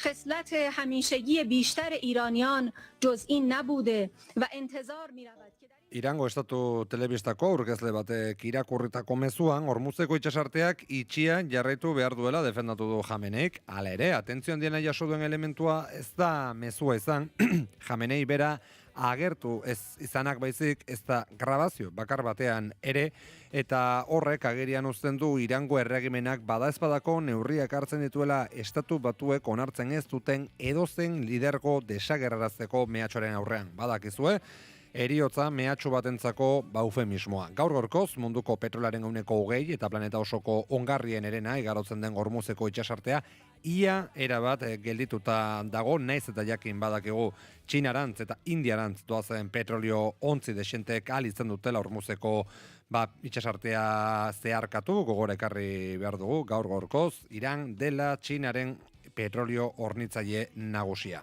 Eta gerra hasi zenetik, edabideen aurrean lehen aldiz izan dena Benjamin Netanyahu da, Israelgo lehen ministroa, lehengo Irango tirano zarra akatu dutela aldarrikatu du, eta berriak ezin duela bere buru aurkeztu publikoki. זהו היעד שלנו. תוך זמן קצר חיסלנו את הצורר חמינאי. Erasoekin jarraituko duela berretsi du Netanyahuk eta ustelkeriagatik duen epaiketa hirukoitzaren amaiera eskatzeko aprobetxatu du agerraldi hori gerra betean herrialderen alde egiten ari den lan argudiatuta. Eta azken orduko gisa esango dugu, dagoeneko Israelgo tropak lurrez Libanon sartu berri direla. Hauxe dugu gatazka honek ekarri digun azken albistea. ondorengo minutu eta orduetan sakonduko dugu gehiago horretan, baina gure analisiari dagokionez, jakin nahi dugu, hasteko, ea nola ikusten duzuen gatazka hau eta honek nola eragingo ote dion Euskal Herriari, Iñaki? Bueno, gatazka preokupazio handiz ikusten dugu, ezta? Gerraren bideari heldu dio berriz ere Trumpek, Israelen eskutik, eta bide horrek ez du ezerrona ekarriko, ordea ekarriko duena da tentsioa, kriskantza, eriotza eta arazoei aurre egiteko bide oker baten aldarrikapena, ezta?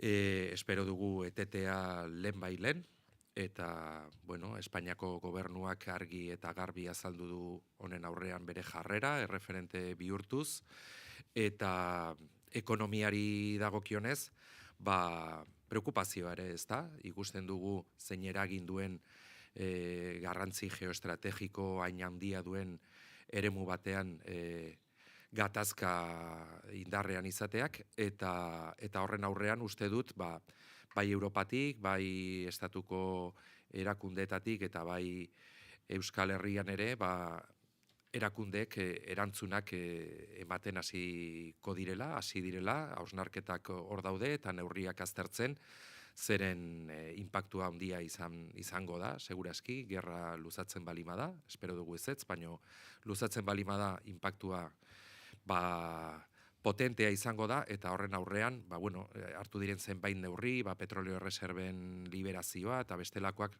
argi eta garbi osatu behar dira beste neurriekin, eta espero dugu erakundeek arlo guztietan erantzun hori ematea lehen, ezta? Ikar? Bai, Iñakik bototakoren hildo antzekotik, ustute kezkasten beste hitzik ezin dela erabili horrelako egorak aztertzeko, horrelako kontestuak aztertzeko, sentsazio daukat, hainbatetan hitz egin dugula Trumpen izaeraren inguruan, Netanyahuren izaeraren inguruan, mundu orden berri baten inguruan, eta esan duan horretatik sentsazio duki dut, orain arte nahiko esteptiko edo ez da ize puntutara karikaturizatu ere ez duen egin zetorrena edo ikusten ari garena, eta ustut benetan ikuspegi historiko errealez behiratu behar diogula oraingoari, benetan ari delako gertatzen, eta hemen benetago apustu bat egin delako mundu orden hori aldatzeko, mundu orden hori hankaz gora jartzeko, eta estatu batuek bereziki Trumpen aginduz eta Trump berri hori Amerikako estatu batutako presidentetzera heldu zenetik, ustut nahiko argia dela, horrera baki bat hartu zutela, estatu batuak galtzen ari ziren botere hori berri hori berreskuratzeko, eta mundu geopolitiko horretan berri hori aitzindari, garaie, aldu guztidun izateko apostu hori benetazkoa dela, eta edo zerre ingo dutela horretarako asesintasunera ipatuko nuke, Israelen aldetik esango nuke batez ere, ez dute nahikoa izan, eta ez dute nahikoa gainera Palestinan egin dutenarekin eta egiten ari direnarekin, orain aipatu zuen Libanonen sartu direla, Iran bombardatu, askotariko gerra da, herrialde askoren aurkakoa, eta bentan ustut oinarriak kezkatik eta ikusten ari garen horretatik behiratu behar dugula, eta hemen ez dago ez sororik, ez arazo mentalik daukan inorro baizik, eta helburu ekonomiko, estrategiko, geopolitiko argiak dituztenak baino ez. Eta Aitor, Urrutialen ez zaitu dela gurtu, egunon? Bai, egunon. Zure iritzea ez nahi du? Nik Iker da, ez da? Bai, Iker ez da. Ikerrek esan duen azkeneko hitzen hildotik iruditzen zait hemen, begibistakoa dela, badagoela halako apustu geopolitiko, geoestrategiko, non estatu batuek Ikerrek ondo esan duen bezala nonbait berreskuratu nahi duten noizbait izandako boterea. eta ikusi besterik ez dago, eta irakurtzeko aukera baldin badukazue, irakurri egin zuten segurtasun nazionalerako estrategiaz, da? Nik ustean, nahiko argi gelditzen dela esaten ari garen hau. Eta orduan, kontua da, hemen moduak eta berdin diotela, hau da, egin dutena ez da bat ere zilegia, hau ez da bidezkoa, ez da legezkoa nazioarteko zuzenbide publikoan, baina horrek ez dio xola, ez da? Eta gainera, lehendabizi urte hasieran Venezuela erasotzeak eta orain Iran erasotzeak badaukate lotzen dituen ari bat. Eta da, batez ere, eta aipatu da albistean, Txinari bere batez ere petrolio iturria istea. Eta hor, Irandarrek esan dute, Hormuzeko itsasarte hortan bintzat Txinara eta doazenak eta hori pasa ahal izango dela. Orduan, hor dago jokaldi geopolitiko, geoestrategiko dena delako bat, ez dena, bat ere zilegi eta ni hortan arduratzen nauena da aurreko batean von der Leyenek egin zituen adierazpen batzuk. Europak beste, nik uste beste paper bat eduki beharko lukela, eta bai egia da gero, ez dakit Guterres nola da, Portugaleko lehen ministroa izan dakoa, orain kanparazo eta arduraduna dena, bentsat nabartu zituen eta gauzak iruditzen zait beste toki baten ipini zituela, ezta? Baina hemen ezin dugu esan, ez Aiatolengatik ezin da negarrik egin, ze orain orden berri badago. Orden berria nor ze orden dago? Non dago orden berria? Nork ezarri du? Ze baldintzatan? Nik uste multilateralismoaren orden zaharra euren hizkera hortan, ez? Ordenari ez geniokela ukorik egin behar inondik inora. Eta hau argi eta garbi esan beharra dago, hau ez dela zilegia eta hau ez dela bidezko gertatzen ari dena. Ez Aiatolen alde jartzen garelako, ez da inondik inora ere, baina ez horrela gauzak ezin dira egin, Venezuelan egin zena ezin da egin, Iranen egiten ari dena ezin da egin. Eta gero hor nahasten da eskualdeko egoera, ezta? Eta nik uste hor badaudela interes talka puntu bat badagoela estatu batu eta Israelen artean, ez? Nik uste estatu batuek nahiko luketela gauza laburrago bat eta askoz ere beste modu batekoa eta Israelek behar da nahiago du gatazka luzatu. Eta horrek ipintzen gaitu denok oso egoera zailean, ez? Suposatzen duenagatik, petrolioarekin eta beste hainbat gauzekin. Orduan hor, orain neurriak hartu behar dira, Iñakik ere aipatu du, eta nik uste hori neurriak ez dira batzuetan errezak izango, eta horre gure aldetik instituzio guztiek parte hartu behar dute, bakoitzak dagokion neurrian, ez? Ea, bentsat, egoera guzti horrek dakarskigun ondorioak goxatzen ditugun nonbait. Horretara bertara joate gustatuko litzaidake, Imanol Pradales lehendakariak Irango gerraren ondorioak arintzeko dekalogo bat proposatu bai dio Pedro Sánchezi. Batez ere faktura elektriko hori jeisteko eta mugatzeko eta industriari begira, bai noski, eta baita familiei begira. Besteak beste, elektrizitatea sortzeko zerga kentzeak eta enpresek ordaintzen dituzten gasa eta elektrizitatea garraiatzeko eta banatzeko 7% zerga bertan bera uztea, ala familien faktura elektrikoetan beza 21%tik 105% murriztea proposatu zuen atzokoan. Ez dakit, oraindikan gutxinaka ezagutuko ditugu neurri gehiago, baina abia puntu pixia, jakin nahi dugu, ea zer iruditzen zaizkizuen proposaturiko neurri hauek Iker.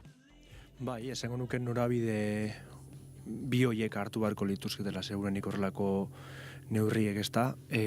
Segurenik lehentasuna horrelako krisi garaietan, gerra egoeratan, nesta gerra hemen gure hurbilen ez ikusi, baina ikusten ari gara ezinbestean gerrak eragina edukitzen duela gure egunerokoan, hasi eta berehala gainera, presiotan eta eguneroko horretan, orduan esango nuke, COVID-19 garaien gertatu zen moduan, Ukrainako gerraren testu inguruan ere hartutako neurri batzuk berri hori Bueno, mai gainean jarri barko genituzkela, jarri barko liratekela, eta horretarako instituzio publikoak eta instituzioek egin barko luketen lana eta bete barko luketen papera, familiak, herritarrak, herri eta langile sektoreak besteko izan beharko litzatekela. Askotan esan dugu, baina gerra testu inguru hauek eta krisi testu inguru hauek nahiko probetxuzkoak izaten dira askotan enpresek berezik erabiltzen dituztelako haien etekinak, mozkinak irabazte handitzeko. Horretarako ere mugatu behar dira, muga jarri behar dira, eta esango nuke hori nahiko modu argian utzi behar dela, bereziki estadin herri eta langile sektoren eta bereziki sektorerik zaurgarrienen kontura inorra beraztu. Iruditzen zaidalako gu hemen hau komentatzen ari garen bitartean, zoritxarrez egon badaudelako, bai mundu mailan baita segurenik Euskal Herrian ere, enpresa gizon batzuk pentsatzen ariko direnak, ia zelan aberastu alik eta gehien oraingo egoera honetatik. Eta uste dut hor bereziki administrazioen eta instituzioen lana dagoela, hori mugatzeko, hori ekiditeko, eta berri hori sama eta karga, estadin, esan duen moduan, betikon gain erori. Bueno, aniritze zait, hemen lehen da biziko hitzartzean epatu den azkenengoaren eskutik, ez? Hor, azkenean instituzioek bakoitzak bere almenen arabera, zera egin behar dutela, parte hartu behar dutela, eta alde hortatik lehendakariak ez dakit nola ditzen den taldea, egon da foro batekin industriaren defentsarako taldea hori da. Egon dia horrekin, eta horre eskaera batzuk eta ondorio batzuk sortu dira, eta nik uste horien inguruan zera hartzea, erabakiak hartzea, eta eskaerak egitea dagokionari zuzena dela. Baita ere, eta hori ere uste dut iragarri zuela lehendakariak, datorren asteko asteartean egin beharreko gobernu kontseiluan, iragarriko dituela nolabait bere aldetik, Eusko Jaurlaritzaren aldetik, ardaitezkeen neurriak, ez? Eta baita ere hor gerora egonda Kanariar Uharteetako presidentearekin, Fernando Clavijo jaunarekin egonda eskaera partekatua egin dute, baita ere presidente, autonomia erkidekoetako presidenteen goi-bilera horietariko bat ere egin dadin, pixkat koordinatzeko, ez? Azken finean hor, nola gala, denok kateatuta gaude. Eta egia da, Ikerrek esan duen hori, egia da, zoritxarrez, eta hori historikoa da, badakigu historian zer beti gertatu da, gerrak eta horrelako krisiak egon direnean, norbaitzuk ze egon direla, ez? Aberastu egin direla. Baina baita ere egia da horrelako egoeratan enpresa asko eta erori egiten direla. Eta nik uste egin behar dena dela hori saiestu izango duten, aldenein guztian, saiestu izango duten, eta babestu izango duen zera, ez? Neurriak hartu beharko dira, pixkat hori saiestu izateko eta babestu izateko norberaren industria eta azkenean norberaren ongizatea. Iñaki segituen emango izutitza, goizeko 9 dira. Informazioaren aria, naiz irratia.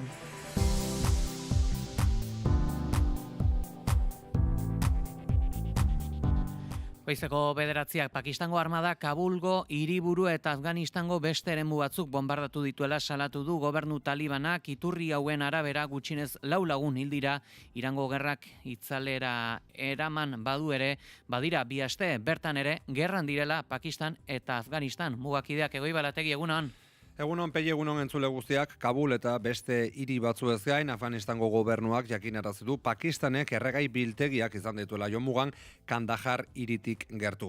Kandahar jotzen da hain zuzen mugimendu talibanaren gotorleku gisa. Pasaden otsailaren 27an, Pakistanek Kabul bombardatu eta 2 astera gertatu dira erasok, 2 herrialdeen arteko tentsio igoeraren hasieran dagoeneko dozenaka hildako utzi dituena 2 aldeetan.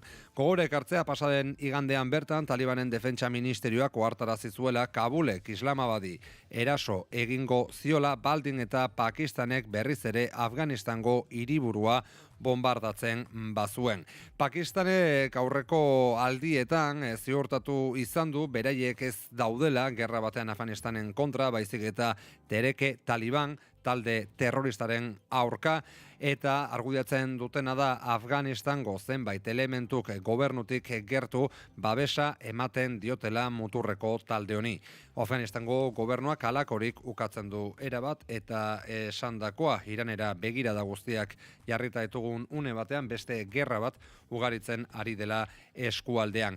Eta zuzen ere azken ordukoaren bilan baita ere Irango gerrara joko dugu, baina batez ere azpimarra Libanon eginez. Hainbat iturri ari direlako esaten, Israelgo gobernua lurrez areagotzen ari dela bere esku hartzea, eta azken orduko gisa ere baieztatu dezakegu Litani ibaiaren gainean zegoen zubi bat suntsitu duela Israelgo armadak argudiatu dute, puntu klabe bat zela hori Hizbolarentzat, herrialdeko iparraldetik hegoalderantz egin ahal izateko, baina aipatu behar dugun baita ere Pegi, zubi hori 100.000 errefuxiatuk baliatu dutela azken egunetan. Izan ere Litani ibaiaren hegoaldeko zati guztian ebakuazioa agindu du Israelek, eta hain zuzen gogor ari dira bombardatzen inguru hori egunotan. Libanoko hiriburuari dagokionez, Israelek Hezbollah taldeko kide baten aurkako erasoa baieztatu du ere. Ez dute esan hildakorik egon ote den, baieztatu dena da, bai gatazkako lehen hildako frantsese Emmanuel Macronek esan baitu Irakeko Kurdistanen soldadu bat hildela badirudi, bertan duten base baten aurkako erasoa burutu duela Iranek drone bidez.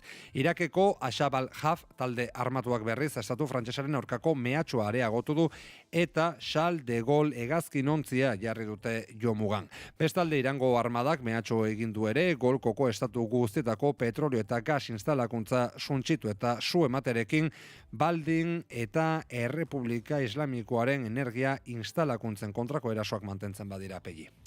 Hauek azpimarratu ostean egunaren nondik norakoak ezagutu nahi ditugu ere bai, Lander Martínez, egunon. Egunon Pegi eta egunon entzule, Euskadi Kuba elkartea eta kultura munduko pertsona ezberdinen eskutik Euskal Herria Kuba ekimena aurkeztuko dute ostiral honetan Bilbon goizeko 11etan. Ekimenaren helburua Kubara eguzki plakak bidaltzeko dirubilketa kanpaina abiatzea da. Bultzatzaileen artean Bernardo Atxaga, Fermin Muguruza, Aitziber Garmendia, Itziar Rituño edota Anje Dualde daude besteak beste.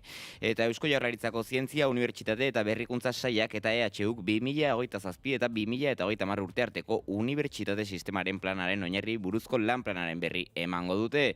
Iruñako udalak Aldezarreko 2025 eta 2035 bitarteko etxe bizitza plana aurkeztuko du goizeko 10:00. Plan horrek besteak beste urrengo 10 urteetan sustapen publikoko 100 etxe bizitza eraikitzea aurre ikusten du.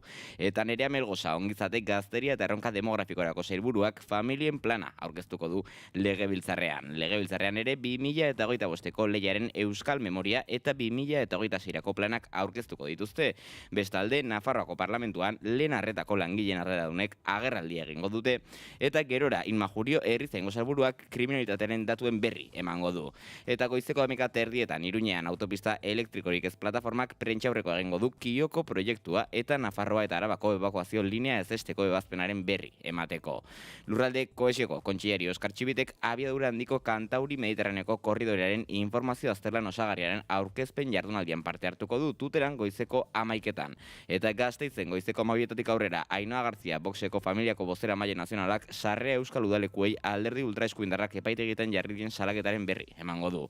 Arratsaldeko 7:00 Bilbon Londres Amar J plataformak mitin internazionala egingo du gerraren aurka, eta ordu berean Arroitzen herritarrek manifestazioa egingo dute biometano plantaren aurka. Ekonomian gehiengo sindikalaren agerraldiak egingo dituzte ostiral honetan martxoaren 17ko grebaren arira, eta goizeko 12:00 bertan Gipuzkoako Ganberak Gipuzkoako enpresa sarien ekitaldia ospatuko du, lurraldeko 5 enpresa sarituko dira eta erakundeetako hainbat ordezkari izango dira bertan. Kiroletan bi kontu aipatzeko, Alavesek Villarrealen aurka jokatuko du etxean gaueko 9:00 aurrera eta bestalde neguko joko paralimpikoen jardunaldia izango dugu gaurkoan ere. Eta kulturan goizeko 10:00 Donostiako Victoria Eugenian Malandain Ballet Biarritzen eta Larrun proiektuaren aurkezpena egingo dituzte. Donostian ere crossover jaialdiaren aurkezpena egingo dute goizeko 11:00 Gipuzkoako Aldundiko prentsa aretoan. Guzti horiekin geldituko era. Eskerrik asko, Lander. Gero arte. Eguraldia eta trafikoa naiz irratian. Beno, errepidei dagokienez egoi badugu nabarmentzeko jazuerarik?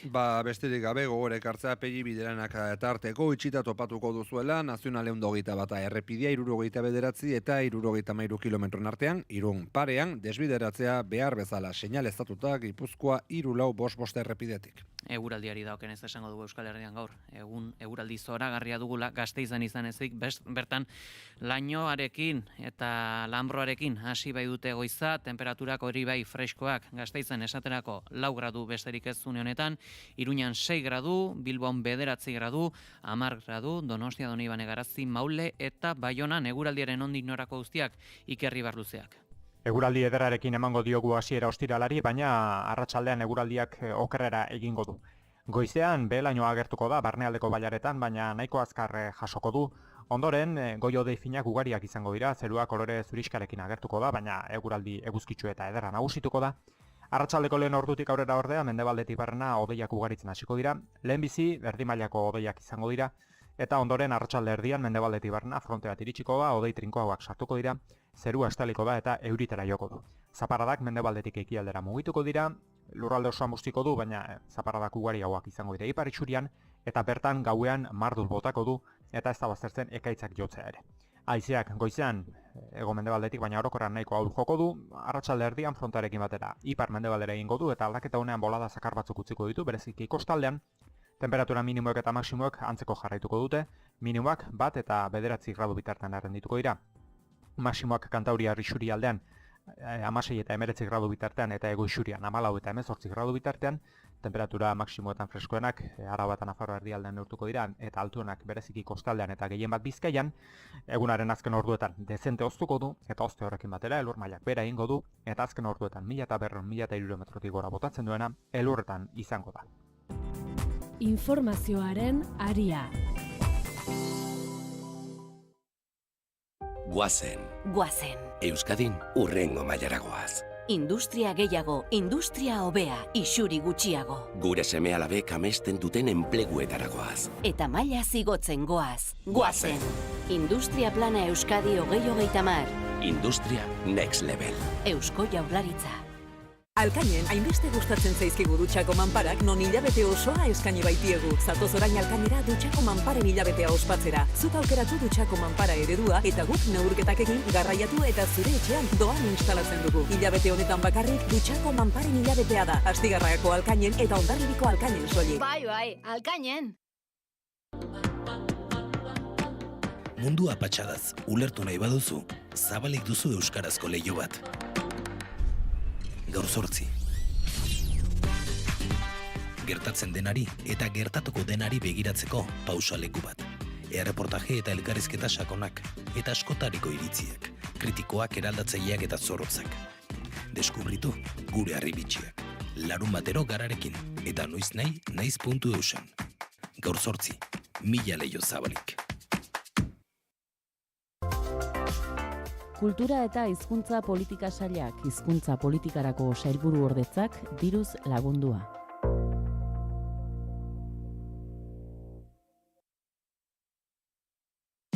Informazioaren aria naiz irratian.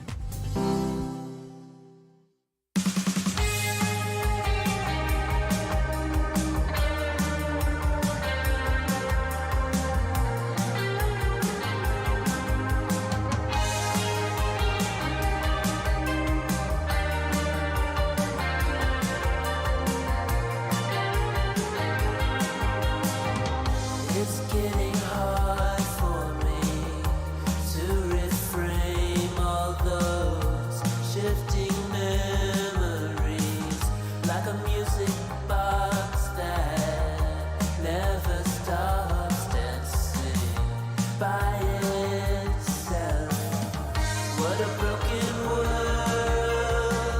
what a broken world, that it's my own, just to see you, see through you. Nafarroako parlamentuan atzera bota dute lanbide arteko gutxieneko soldata kudeatzeko eskumena bere gain hartzeko EH Bilduk eta Geroa Baik egindako lege proposamena. Honetaz eta helduden martxoaren 17ko greba orokorraz hitz egiteko gurekin da gaur Mitxen Lakuntza dela sindikatuko idazkari nagusia. Egunon. Egunon, bai. Lanbide arteko gutxieneko soldata ezartzeko Nafarroko parlamentuko ekimena bertan bera gelditu da. Nolako balantzea egiten duzue gertatu denaz? Bueno, alde batetik positiboa da eztabaida bera iritsi izana, eta esango nuke ere bai atzoko argazkiak ondorio batzuk ere agerian utzi dituela, ez?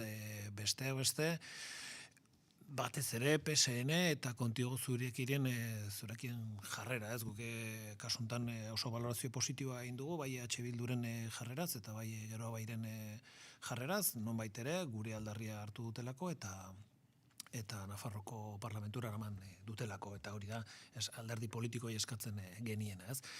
Orduan esango nuke oso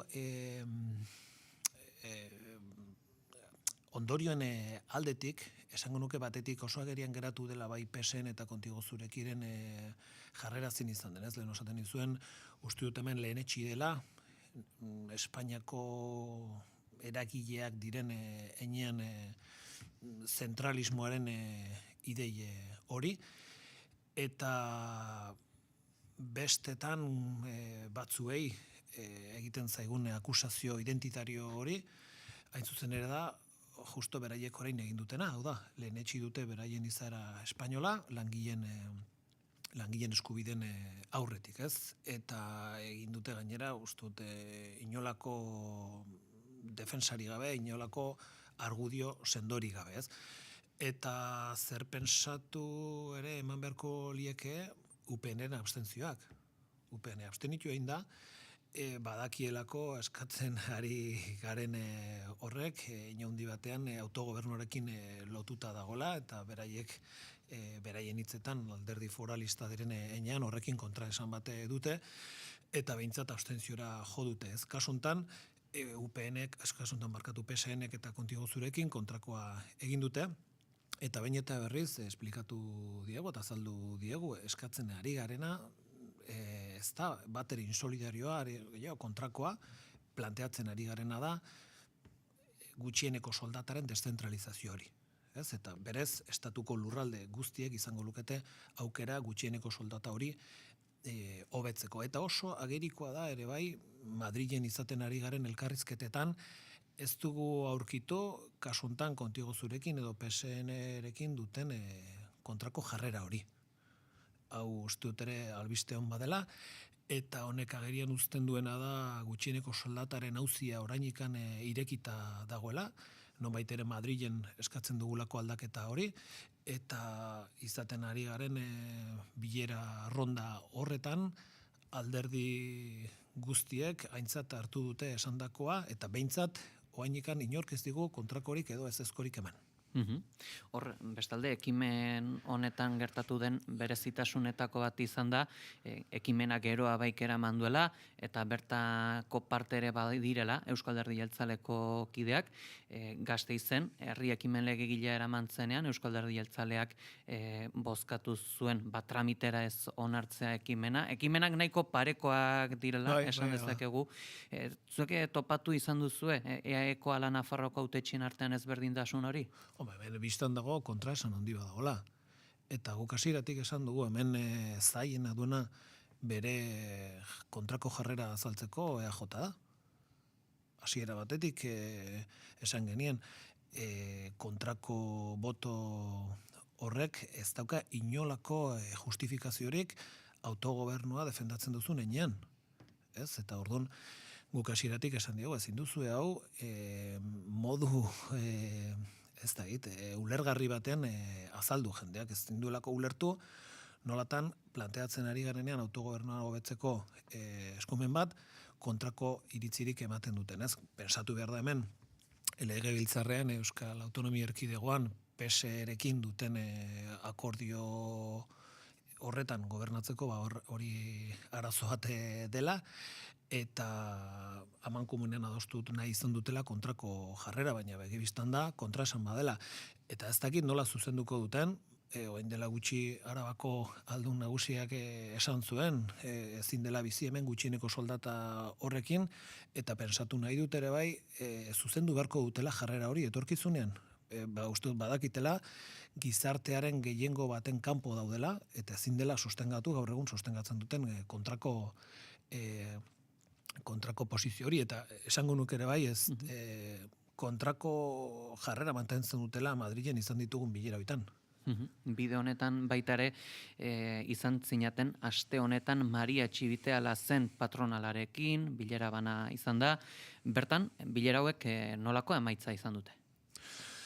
Bueno, ez da, gu nahiko genukena, guk genuelako PSN-eren aldeko bozka, ez? Baina beraiek ere onartu digute, eskatzen ari garen edo aldarrikatzen dugun gutxieneko soldata honek baduela Nafarroko gizartean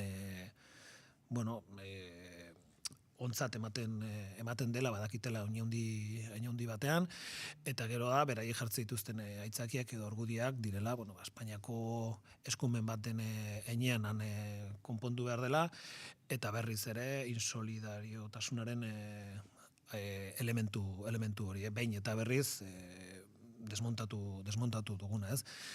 Eta esango nuke hori beraiek badakitela, eta egin dituzten adierazpenetan esango nuke ez dutela kontrako jarrera irmorik azaldu, baina esan bezala nik uste dut oso agerikoa da, Madrilen duten behar bada posizioa hemengoa baino irekiagoa dela.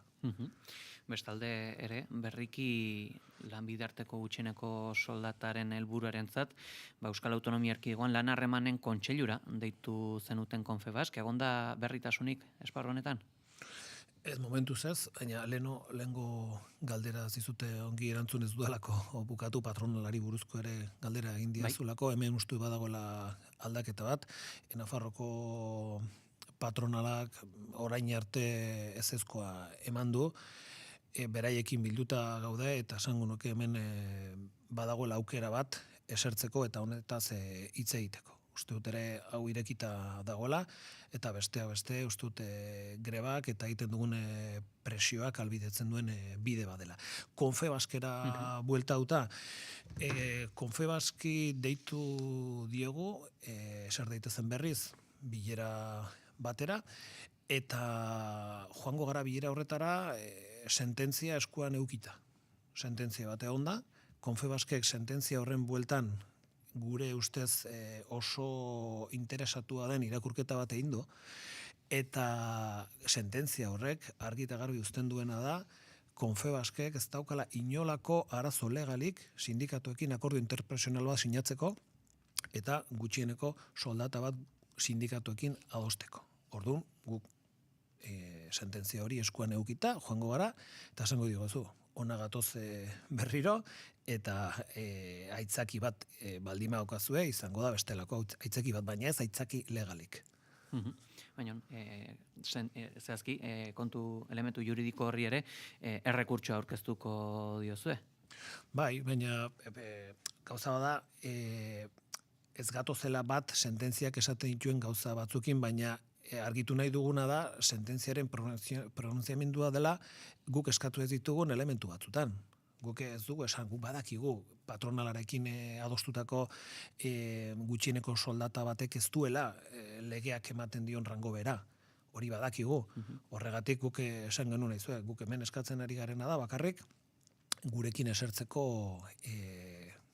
hori aukera horren bueltan, ez? Eta guk argitu nahi dugu sententzia hori, baina sententzia horrek ja dagoeneko argi uzten duena da ez dagoela inongo arazorik gurekin gutxieneko soldata bat adosteko. Zentzu honetan ere proposatutako beste estrategietako bat ere izan da, eta aipatu izan den elementuetako bat ere bada, akordioak lortzea lan hitzarmenen bueltan, baina hor ezakit arazoa egongo litzateke seguru aski lan hitzarmen estatala duten pertsonekin. Arazo honen aurrean zer egin beharko litzateke, zer gertatuko litzateke kanpoan gelditzen diren pertsona guztiei? Hain zuzen ere, aldarrikatzen dugunen gutxieneko soldataren beharra eta hemen izateko aukera hori besteak beste horregati da. Hemen ez dagoenean akordio bat edo hitzarmen bat Espainiakoak ezartzen dira ez, eta egia da, sektore gutxitan pasatzen dela, baina orainikan pasatzen da ez, eta beste etxeko langileekin ere halako egora batean gaude ez. Eta planteatzen duguna da, sindikalgintza, euskal sindikalgintza gaur sekulako babesa doka, euskal langileen artean gaitasuna dugu hitzarmen pilo bat lortzeko, baina bestetan egia da, ez gara iristen sektore guztietara, eta planteatzen duguna da hor babes politiko bat. Eta horregatik esaten duguna da, guk politikaren babesa behar dugu, eta behar dugu legearen babesa, batez ere langile horien gana iristeko, eta Espainiako hitzarmen bat adostu beharrean, hemengo hitzarmen bat adosteko, edo behintzat gutxieneko, hemen erabakitako gutxieneko soldata bat. EAeko exekutiboak ere lan bat gauzatu zuen, erreferentziazko lanbidarteko gutxieneko soldata bat kokatu alizateko, lan horrek nolako garapena izan du, egon da pauso berririk? Guk dakigula ez, eta esan genion Eusko Jaurlaritzari batetik ez dela nahikoa planteatzen duten erreferentzia hori, 1500etik bera geratzen delako, eta goratu berda, elak eta labek planteamendu hau egin genuenean oso planteamendu pragmatikoa dela, eta guk egin genuen planteamendu hau gutxieneko filosofia batean, eta batez ere patronalaren posizioa zailtzeko eta erakartzeko planteatu genuen mai horretara, ez? Eta hemen Eusko Jaurlaritzak batetik egiten duena da, erreferentzia bat sortu, esatu gana, ez dena nahikoa, baina batez ere egiten ez duena da, Confebask presionatu. Eta gure ustez hor Eusko Jaurlaritzak, lehendakaria barne, eta lehendakari ordeak ere bai, badute zer esan eta zer egin. Eta guk ez dugu ikusten inolako tensiorik, ez dugu ikusten inolako plangintzarik patronalaren gainean gobernua jarri beharko luken presio hori jartzeko. Bestalde, grebatik kanpo daude Komisiones Obreras eta UGT sindikatuak, aukera izan duzue deialdiari buruz hitz egiteko bi sindikatu hauekin? Esango nuke elkarrizketa izan dela batez ere komunikabideen artean eta enpresetan ematen ari den eztabaida, ez? Hain zuzen ere grebak hori albidetzen duelako, enpresetara eramaten da, lantokietara eramaten da eztabaida hori, eta hor bakoitza retratatzen da. Eta kasu honetan ikusten ari garena da, UGTek eta Komisionesek beraien posizio zentralista lehenesten dutela, eta esango nuke zailtasuna dauzkatela lantokietan edo behintzat euskal langilegoaren artean zabaltzeko beraien posizioa edo azaltzeko rigore minimo batekin jendeak ez duelako ulertzen, zergatik hemen beste egoera sozioekonomikoan egonda eta bestelako errealitate bat edukita ezin dugun hemen soldata propio bat eduki, ez berez oso logika zentralista da, eta behin eta berriz esan dugu, honek ez dauka insolidariotik ezer. Planteatzen ari garena da, lurralde bakoitzan aukera aukitzea, eta aukera hori litzateke bakarrik, soilik gutxieneko soldata hori gora egiteko. Hain zuzen, horretaz gehiago jakite gustatuko litzaidake, aurpegiratzen denean, proposamen hau insolidarioa dela, honen aurrean zer diozue? Hoi da, hain zuzen ere, hori esaten nintzena, diote hasteko proposamen legal bat izango litzateke, hau da, langileen estatutoaren 27. artikula aldatu besterik ez da egin behar, eta hola balitz, negoziazio kolektiboan gertatzen den bezala, egoera, kasu honetan, langileen esku geratuko litzateke hein handi batean gutxieneko soldataren erreferentzia hori. Hau da, estatuko lurralde bakoitzak aukera hori izango balu, pensatu behar da ere sindikatuan presioari esker ere gutxieneko soldata horrek gora ingo lukela, ez? Eta hori da planteatzen ari garena. Eta analogia bat bilatze aldera, hori da pasatzen dena negoziazio kolektiboarekin sinatzen den hitzarmenekin. Adibide bat jarriko dut, ez? Hartzen baldin badugu hemen Euskal Herrian dagoen konbenio honetariko bat, Gipuzkoako metala, ez? Horre ofizial de primera batek, horre korrezpanaiz, 30.000 euro kobratze ditu. Joaten baldin bagara, Badajozeko hitzarmen metaleko hitzarmenera 15.000 eurotan dago, 16.000 ez da iristen. Bai. Zein da logika hemen UGT eta komisionesena? Minimo hori inposatzea Gipuzkoako langilei? Hori da planteatzen ari dena gutxieneko soldatarekin. Eta guk esaten duguna, ez, hemen jardadia minimo bat, guk ez dugu esaten hemen minimorik egon behar ez denik, baina gero aukera izan behar dute langile horiek beraien lurraldetan, beraien indar korrelazioari buruz eta beraien presioari buruz, erreferentzia horik horiek hobetzeko.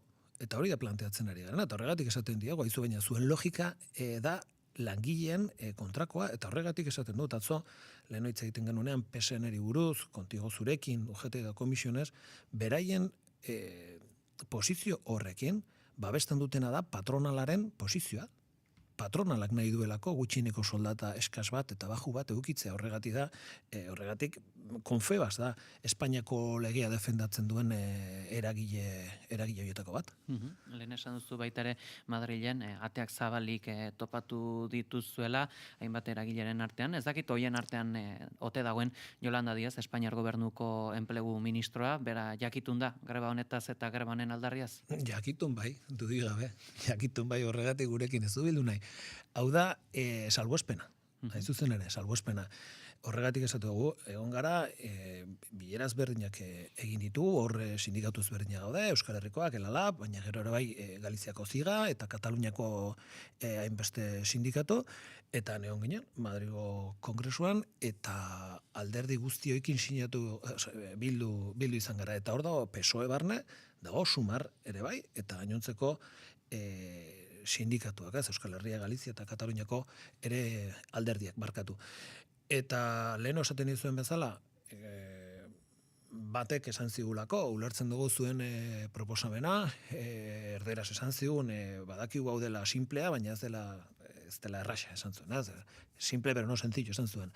Eta hor gaude, baina momentuz joku politikoa dago, momentuz hitz egiten ari gara, eta momentuz inork ez digu kontrakorik esan.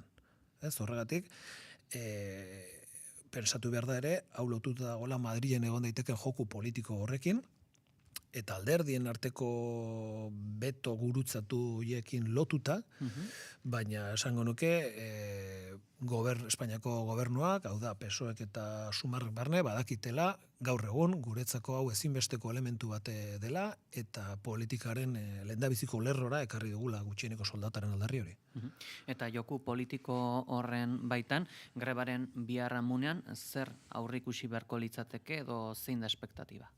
Esango nuke batez ere bide edo dela irekita orain, nagusiena eta garrantzitsuena da Madrilgo bide hori, ikusteke dagoela, eta gu pensatzen dugu hemendik gutxira zehaztuko dela ekimenen bat Madrilen, eta bestalde bi bilera irekita dauzkagu ere Confebaskekin eta zenekin. Ikusi beharko da zein den patronalaren jarrera, baina Confebaskek esan izan du beraiekin ez doala asunto hau eta beraientzako ja beste pantailatan gaudela, eta hori ez da horrela.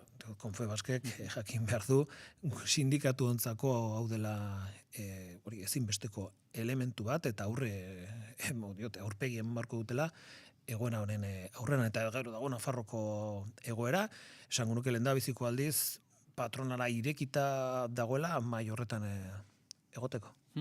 Greba honetan ere Euskal Herriko Kontseilu Sozialistak ala zenetek bide paralelo bat jarraitzea erabaki dute. Honek deialdia indartu ala ahuldu egiten du?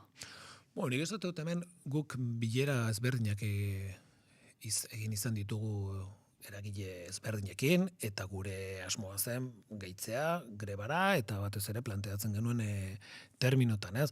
Baina niretzako hemen badago marra gorri bat, greban daudenak eta greban ez daudenak. Eta esango nuke greban dauden guzti horiek indartzen dutela planteamendu hori, eta leheno esan dudan bezala gure arazoa da, zuzen ere, greban ez dauden horiekin. Nik ulertzen dut, irakurketa propioak egitea, eta zentzu hortan, esan nahi dute organizazio bakoitza doka bere ikuspegia, eta eskubidea dauka ere bai, grebaren bueltan, beraien irakurketa propio hori egiteko, ez? Baina nik batez ere arazoa dugu grebaren kontra jartzen diren hoiekin, eta batez ere hori argudio horietan patronalarekin bat egiten duten hoiekin.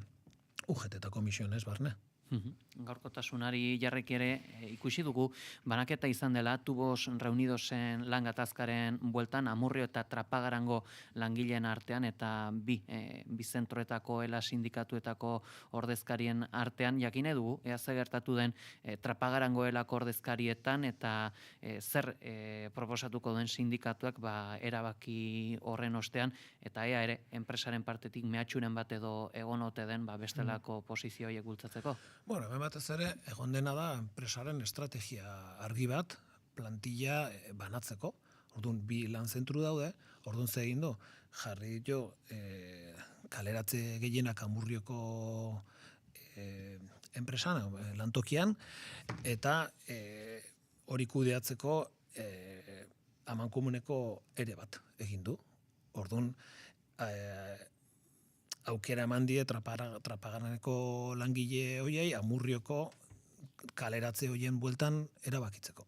Eta enpresak bazekien zer egiten zuen, asmoa hori zelako enpresa zatitzea, eta kasuntan langile batzuk erabaki dezatela besteen egoerari buruz, ez? Eta guk hasieratik esan dugu, diote guk ez dugu ontzat emango ere hau, sindikatuaren papera ez da kaleratze horiek bideratzea, baizik eta enplegua defendatzea, eta esan diegu, zuek sindikatuaren printzipioetatik eta balore eta irizpideatik kanpo zaudete, ez duzue sindikatua ordezkatzen, sindikatuaren irizpideak ez direlako hoiek, eta Amurrioko langileekin defendatzen ari garena da erearen kontrako posizio bat. Adi, izango era gertatzen denaz, bai, grebaz, bai, Tubos Reunidos enpresarekin, Mitxel Akuntza dela sindikatuko idazkari nagusia, mila esker, goiz honetan gurera harturatzeatik. Zuei, eskerrik asko.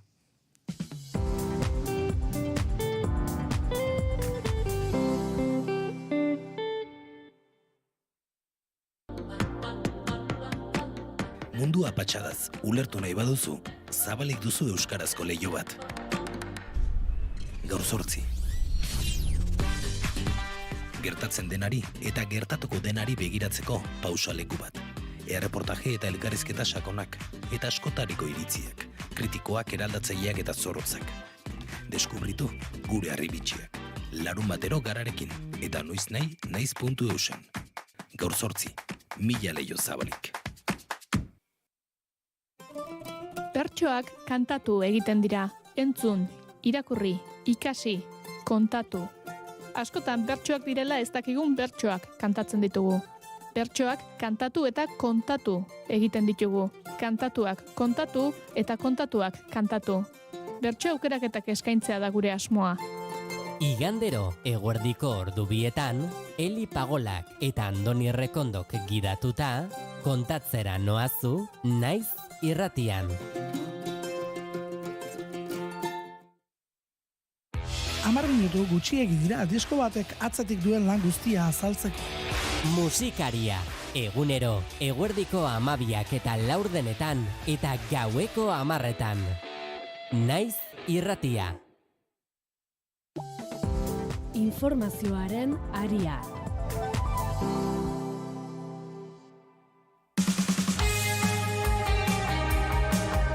Baizeko 10:25 gutxi, agurtu berri dugu, Mitxel Akuntza, ela ELA sindikatuko idazkari nagusia eta horre elkarrizketan bertan galdetzen duen Eusko Alderdi Jeltzaleari buruz horre geroa baik sindikatuen lanbidarteko gutxieneko soldata propiorako ekimen hori babestu duelako, baina hor parekoa zen herri ekimen legegilea tramitera ezelako onartu Gasteizko legebiltzarrean. Aitor, galdetu nahi nizun, nolatan egon da irizpide ezberdintasun hori bi ganberen artean? Beno, nik uste bi kontu daudela, ezta? Alde batetik, gu geroa bai barruan gaude, Eusko Alderdi Jeltzalea geroa bai barruan dago, baina geroa bai da, geroa bai. Eta hartzen ditu bere erabaki propioak eta autonomoak. Eta bai, eta beno, Michel Lakuntza berak aipatu du, eta baita ere, hala da, egia esateko, guk Eusko Jaurlaritzaren barne gobernabilitatearen inguruan ere, hartu behar izaten ditugu zerak, ezta? Hartu behar izaten ditugu gure erabakiak, eta gobernukideen artean bere akordioak egon behar dira. Eta orduan, hori ere gailendu da. Gailendu da, guk eta Michelek berak aipatu du, eta Madrilen eta horrela defendatzen dugu, eta Ramiro Gonzálezek ere aipatu du, gu bagaude horrelako gutxineko soldata baten alde, baina uste dugu horrek behar duela alde batetik enpresa eta patronala eta sindikatuen arteko akordioa eta legedia bete behar duela. Eta legedia, estatukoa da. Ez dago momentu hontan Madrilen ez dago diputatuen kongresuan gorteetan ez dago egoera bat non eskumen hori gure ganatzeko, eta nik uste guk horren kontura proposatu diegula, eta hala esan genien legebiltzarrean eztabaida izan zenean ere, horre patronal eta enpresen arteko, patronal eta sindikatuen arteko akordio batek ahalbidetu beharko lukeela hemen beste egoera bat eduki dezagun, ez? Eskumena eduki ezean behintzat bide eman diezaiogun, eta hori okerrez banago Eusko Legebiltzarraren 90% babestu zuen. Orduan, guk uste dugu hori dela daukagun bidea.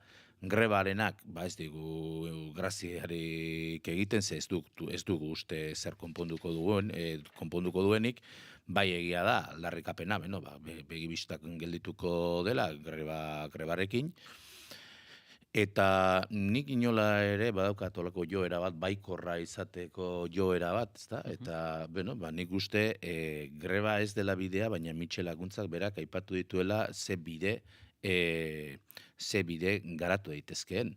Alde batetik, aipatu du, Madrilen ari direla lanean, ez? Eta esaten zuen ekimenen bat edo sortu izango dute den, nik ez dakit uste dut posizioak nahiko irmoak direla, baina tira, hor egin behar da lan.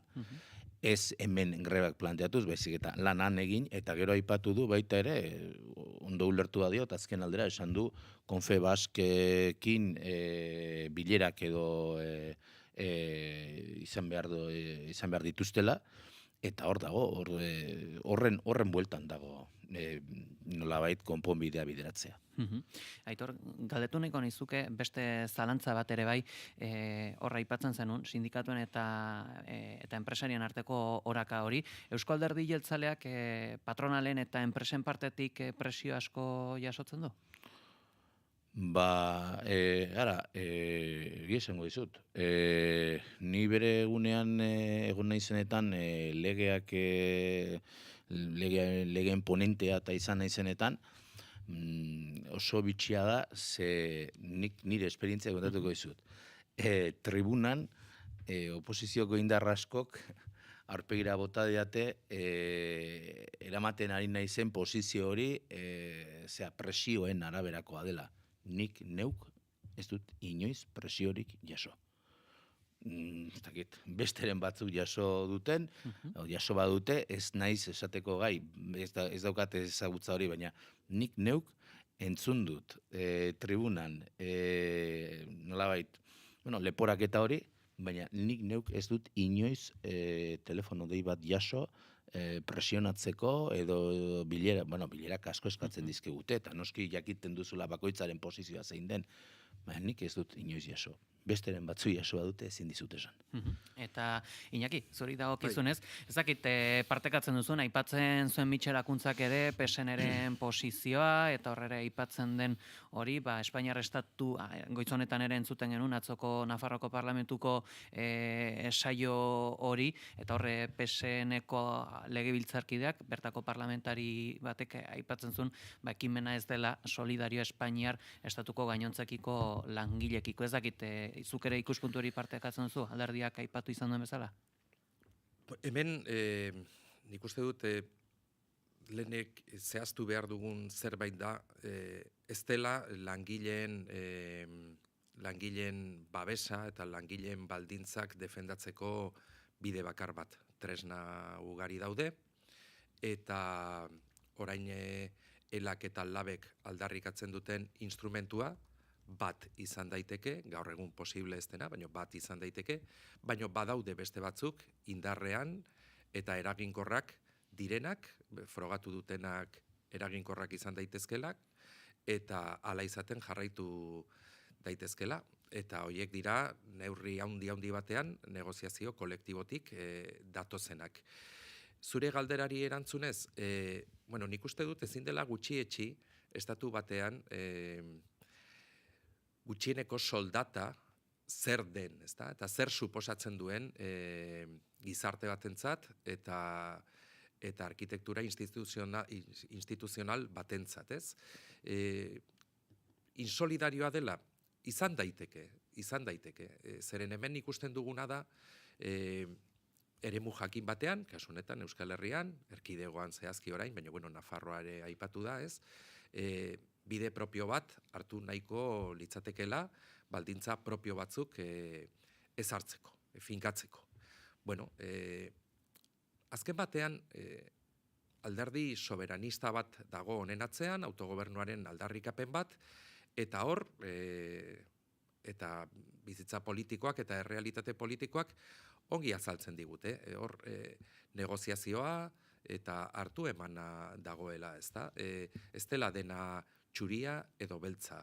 Ez dela modu bakar bat hori bideratzeko, baizik eta interes ezberdinak uztartu behar direla. Eta kasu honetan hala behar du ere, batzuk ikusi dezakete insolidarioa bezala hori, ez?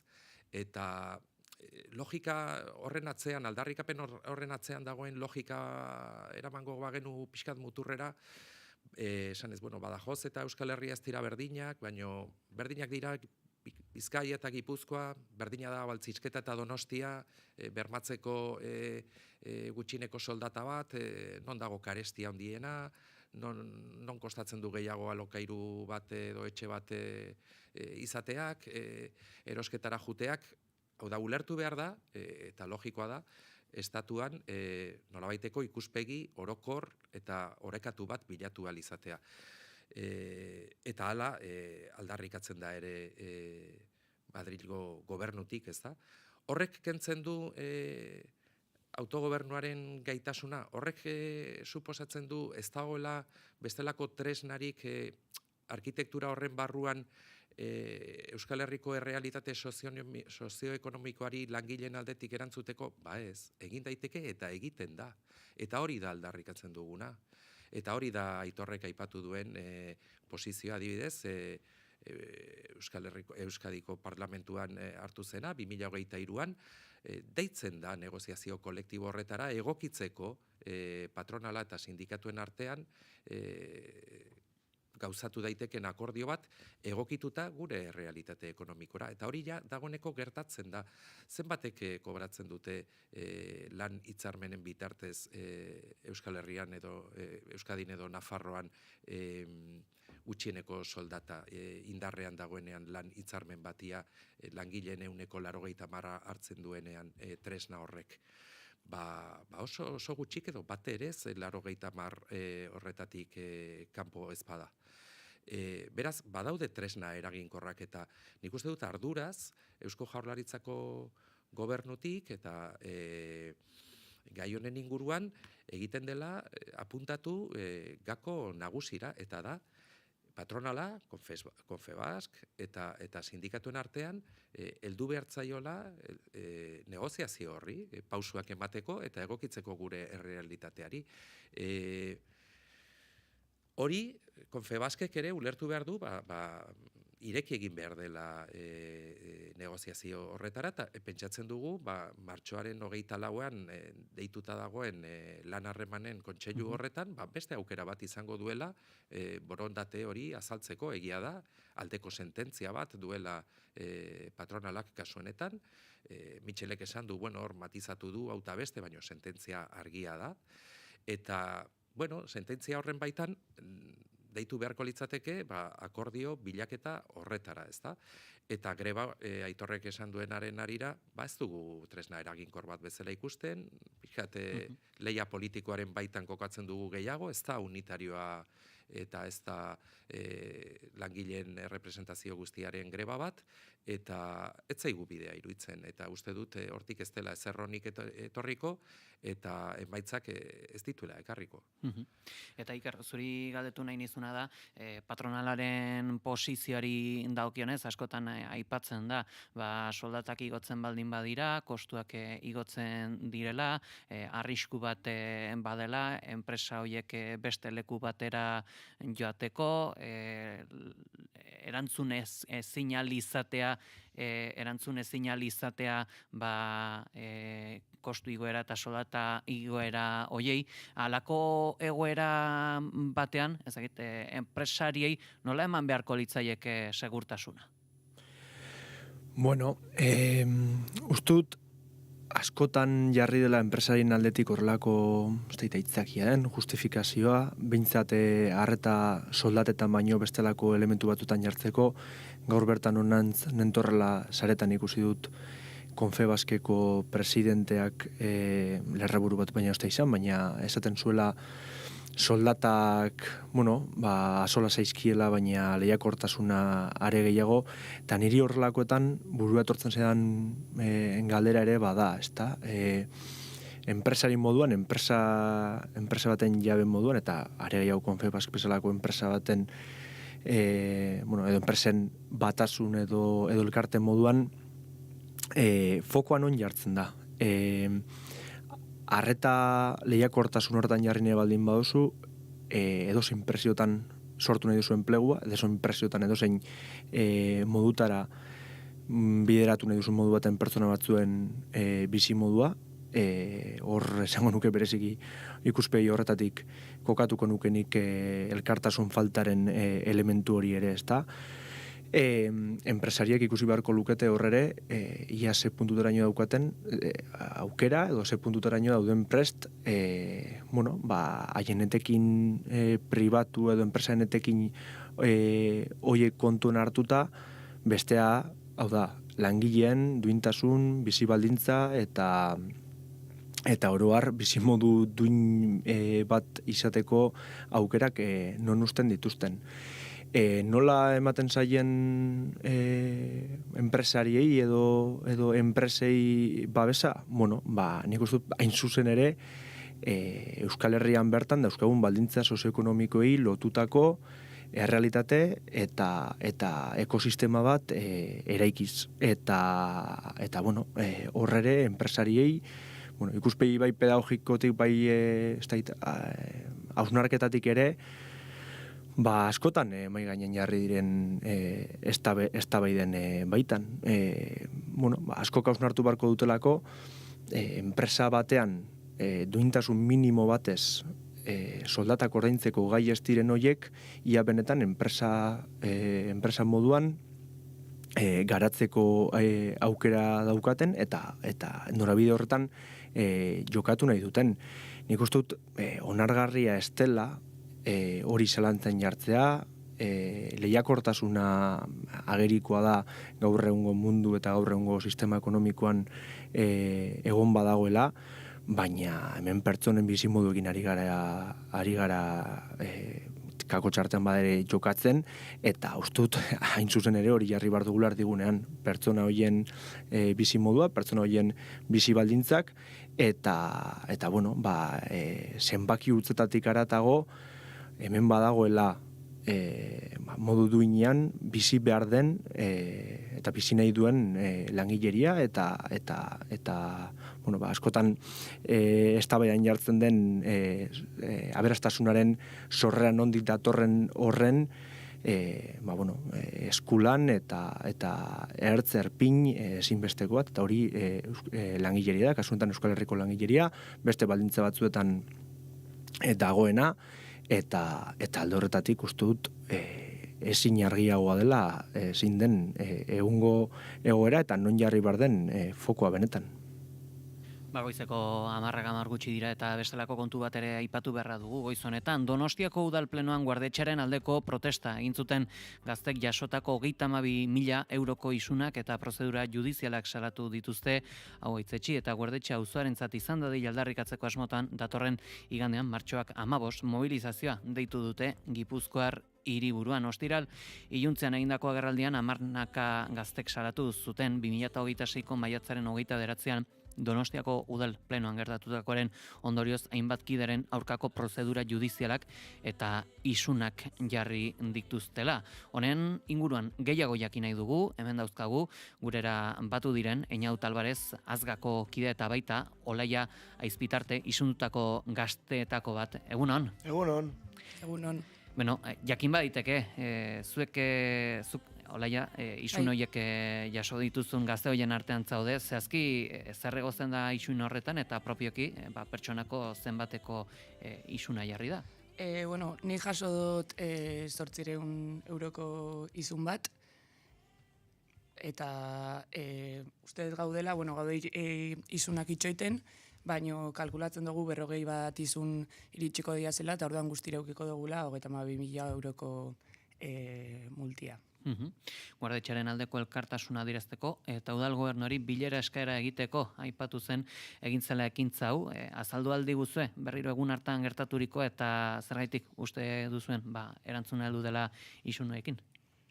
Bazen ia hilabete maiatzaren bat hartan guardetxea berri zabaldu zenetik, eta genera matzan, ia 2 urte udal gobernuaren atzetik hainbat bilera eskaera eginez, eraikin horrien erabilpen bat adosteko. Eta erantzunik jaso ez genunez, beharrezko ikusi genuen, udal plenora bertaratzea, aurrez aurrea dirazteko, hain zuzen ere hori, bilera banda genula udal gobernuarekin, guretzat onartezina zelako udal ekipamendu bat 6 urtez utxik eta inolako proiekturi gabe egotea, eta areta areta larriagoa zena, horrekiko interesa dirazi zuten herritarrei, sikiera bilera bat eman ez izan, ez? Eta hortara bertaratu ginen, eta plenoan bilera eskaera hori luzatzeko asmoz hitza hartu genunean, udaltzengoa oldartu zen bertan zeuden kideen kontra, eta bertatik indarkeria baliatuz aterarazi gintuzten. Hemen izan zineten azken aldian baita ere hitz egin genuen guardetxearen bueltan zegoen epaiketaz, fiskaltzak zazki absoluzioa eskatu zuen. Nola dago egoera judiziala?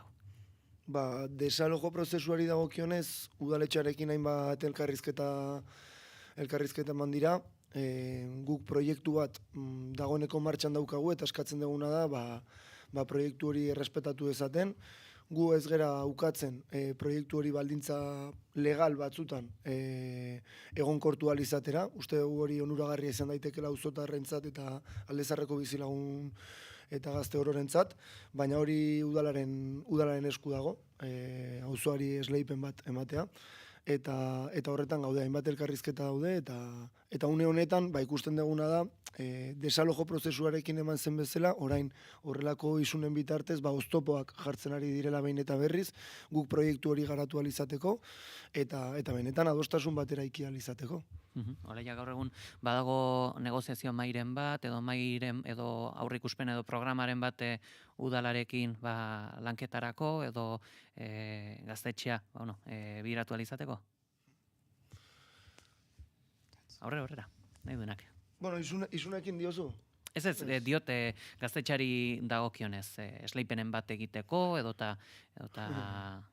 Ez dugu hemen nola esaten da off time, off the record. Off the record ez dagoen berri bat emango, baina hori. Momentu honetan badaude mai gainean gure partetik behintzat, hainbat proposamen, elkarte bati esleipen bat egiteko aukera, baldintza legal batzun baitan proiektua funtzionatu izateko, baina hori, une honetan horrelako isunekin gu udaletxera hurbiltzen geranean, esaten dugu orain nola jarraituko dugu hemen proiektu bideragarri bat egiteko baldintzak edo oinarriak finkatzen, une honetan 32.000 euroko isun bati aurregin behar badiogu, ez? Hor, bestalde, Zabalik egon den bitartean erreferentziazko espazio ere izan da guardetxea, ezagit, auzotarren partetikan nolako ikuspuntua dute gertatu denaz, epaiketaz, eta isun hauetaz? Bueno, nik uste nahiko kasu argia dela. Osea, eraikin bat utxik zegona, 6 urtez, udalaren eraikin bat, okupatua eta auzolanean berreraikia izan dena, eta bertan askotariko proiektu komunitarioak garatu dituena. Izan aisialdi osasuntxua eta kirola sustatzeko autodefentsan trebatzeko entrenamenduak, izan kultura estena, eta guzti horrek barrera oso nahi izan du, oso gentrifikatuta eta inolako zerbitzu edo ekipamendu publikorik ez duen auzo batean. Orduan, horren aurrean, udalaren jarrera ikusita, lehenbizi desalojo prozesu bat bultzatzen saiatzen, eta gero orain horrelako neurrigabeko isun batzuk ezartzeak, nik uste erreflexioa jendearen partetik, amorrua eta nolabait ezin ulertu alizatea, ez? Nik uste ere ulertu dela guardetxeak azkenean erantzuten dizkiola bai auzoko gaztien biharrei eta bai auzoko edozein kolektibo eragileren biharrei, eta orduan dela zinbesteko espazio bat, inautek esan duen bezala, ematen arian gentrifikazioan aurrian, eta auzo azkenean bizirik mantetzeko eta bertako jendiak ere inalizateko beraien ekintzak eta aurrera eraman izateko edozein motatako jarduerak. Une honetan esan genezake gainera, ia Donostiako eragile gehienak bertatik pasa direla eta espazioa baliatu dutela haien ekimenak garatzeko, beraz, izan ikasle mugimendua, izan bestelako eragile sozial, kultural edo politikoak, eta alde hortatik ateak zabalik daudela, erabili edo proiekturen bat garatu nahi duen edo norentzat, eta hori ere zabaltzea. Adi izango gara, gertatzen denarekin, Einaut Alvarez, Azgako, zerbait aipatu nahi zue? Esan. Bai, nik izundutako bezala eta kasu honetan naizela ere, beste asamblea bateko kide, uste dutela biharrezkoa dela elkartasuna adieraztia olako prozesueri, ez diazelako prozesu isolatu bat, eta gaztetxena aurkako eraso konstante bat ikusten ari gera eta eraso hauek jarraitzu ingo debez, bai gaztetxe edo zingune autogestionatu, eta orduan biharrezkoa ikusten dugula antolatzia eta elkartasun bat adieraztia, ez dalako azkenean borroka individual bat, baizik eta kolektibu bat, eta ikusi dugula kasu honetan ere kriminalizatu dana izan dela elkartasun hori adieraztia, eta igande honetan egongo dela Trinity ordu batetan mobilizazioa. Eta kasualidadez eta gehitzearren, egun berean, ezkerraldean, Sastraka gaztetxeko kideak ere mobilizatuko dira, beraien proiektu autogestionatuaren defentsan, eta mendik besarkarik ez duena, eta borroka honetan, beraiekin gaudela esatea, eta ikusiko gula ze pasatzen den, baina guk edo zeineraz hori elkarrekin erantzungo diogula. Bai, pamen guztiak egin da, Einaut Alvarez, Azgako kidea eta baita olaia, azpitarte, isundutako gaztetako bat, mila esker gurean izateatikan. Zuei, mila esker gonbidatzatik. Eta zuri, Iñaki galdetu behar dizut, ze segurazki, izango zinen 2026ko maiatzeko pleno horretan, eta orain, jakineko nuke, egoerekiko, guardetxeak daukan egoerekiko isun hauek oztopo bat dira? Bueno, nik arretaz entzun zaituztet, Olaia eta Einaut, baino kontatzen duzuena ez dator bat nik alde batetik plenoan ikusi nuenarekin, eta hemen trasladatzen den irakurketa guardetxearekiko ere ez da egokia, ez da. Plenoan gertatu zena grabea izan zen, aipatu da udaltzaingoa oldartu egin zela eta abisurik gabe jokatu zuela, etzen ala izan, erresistentzia nabarmena izan zen bertan zeuden pertsonenak, eta une larri bat bizi izan genuen pleno batean eman ezin dena. Hori azpimarratu behar da, eta bortizkeria erabili zen ere udaltzaingoaren kontra. Hortik datoz izunak eta hortik datoz epaiketak esan behar da, ez? Kapitulo horri dagokionez argi esan nahiko nuke, ni lekuko izan nintzen, eta ez da horrela nola ez da hori modua aldarrikatzeko, aldagarria den gai bat, inolaz ere. Ezin dira horrelako eszenak ikusi pleno batean. Eta gero fondoari dagokionez, guardetxeare ezin da okupatuta egon. Ez da modua, gainera ez dago baldintzatan, eraikinak erreforma behar du, eta ez da egokia bertan jarduerak gauzatzen egotea, ez gaude horren alde, eta proiektuari dagokionez, entzungo dira, orain arte entzun diren bezala, proposamen eta aldarrikapen guztiak noski, eta udalak bere legitimidadearekin gauzatuko du bertan proiektu hori edo beste bat. Eta nik uste dut, badela aktibo polit bat, guardetxea, egia da udalak irtenbide bat, formula bat bilatu behar duela horretarako, eta horretan lanean diardu, inbertsio handia da, eraikina handia da, eta modu nahiko petralean dago, eta hain zuzen ere aukera politak ematen dituelako ondo pertsatu behar da, zer egin behar den bertan. Auzoari begira eta hiriari begira. Donostiako aldezarrean badira hiriari begiratzen dioten ekipamendu oso interesgarri eta baliotsuak auzoari erantzuna ematen diotenak, baina baita hiriari begira ere. Bertan dago Santelmo Museoa, bertan dago ere Donostiako aur liburutegia, Fermin Kalbeton kalean, ez da bakarrik auzotarrentzat, ni bertara noa nire aurrekin ere, eta guardetxearekin ondo aztertu behar da zer egin, aukera polita da, hala egingo da, baina egin behar da, soseguz, ongi, eta biktimizazio, sostentzen ez diren biktimizazioen bidea jorratu gabe, benetan. Eta une honetan badago, ez dakit, mai gainean lanketaren bat, edo elkarrizketan mairen bat, galdetzen nian bezala? Badago, hausnarketa udalaren barruan, kontziente garelako, hor, aktibo, interesgarri bat dagoela, eta erantzun onak eman diezaiekela, kulturari, bestelako ekimenei, parte hartzaileak diren ekimenei, espazio horretan gauza polita asko egin daitezke, eta definitu behar da proiektu hori. Eta hori egingo da, zalantzarik ez izan, eragile ezberdinak entzunda, eta behar guztiak uztartuta, eta gero bere eskumenaren baitan, eta bere legitimitatearen baitan, udalak proiektu bat zehaztuko du bertarako. Denbora gainera etorri zaigu, beraz, agur esateko tenorea, mila esker Goizon eta gurean izateatik, Bilboko estudioetan Iker Alzedo, hurrengora arte. Hurrengora arte bai. Eta hemen Iñaki Gabarain eta Aitor Urrutia eskerrik asko zuei ere. Eskerrik asko zuei. Mila esker.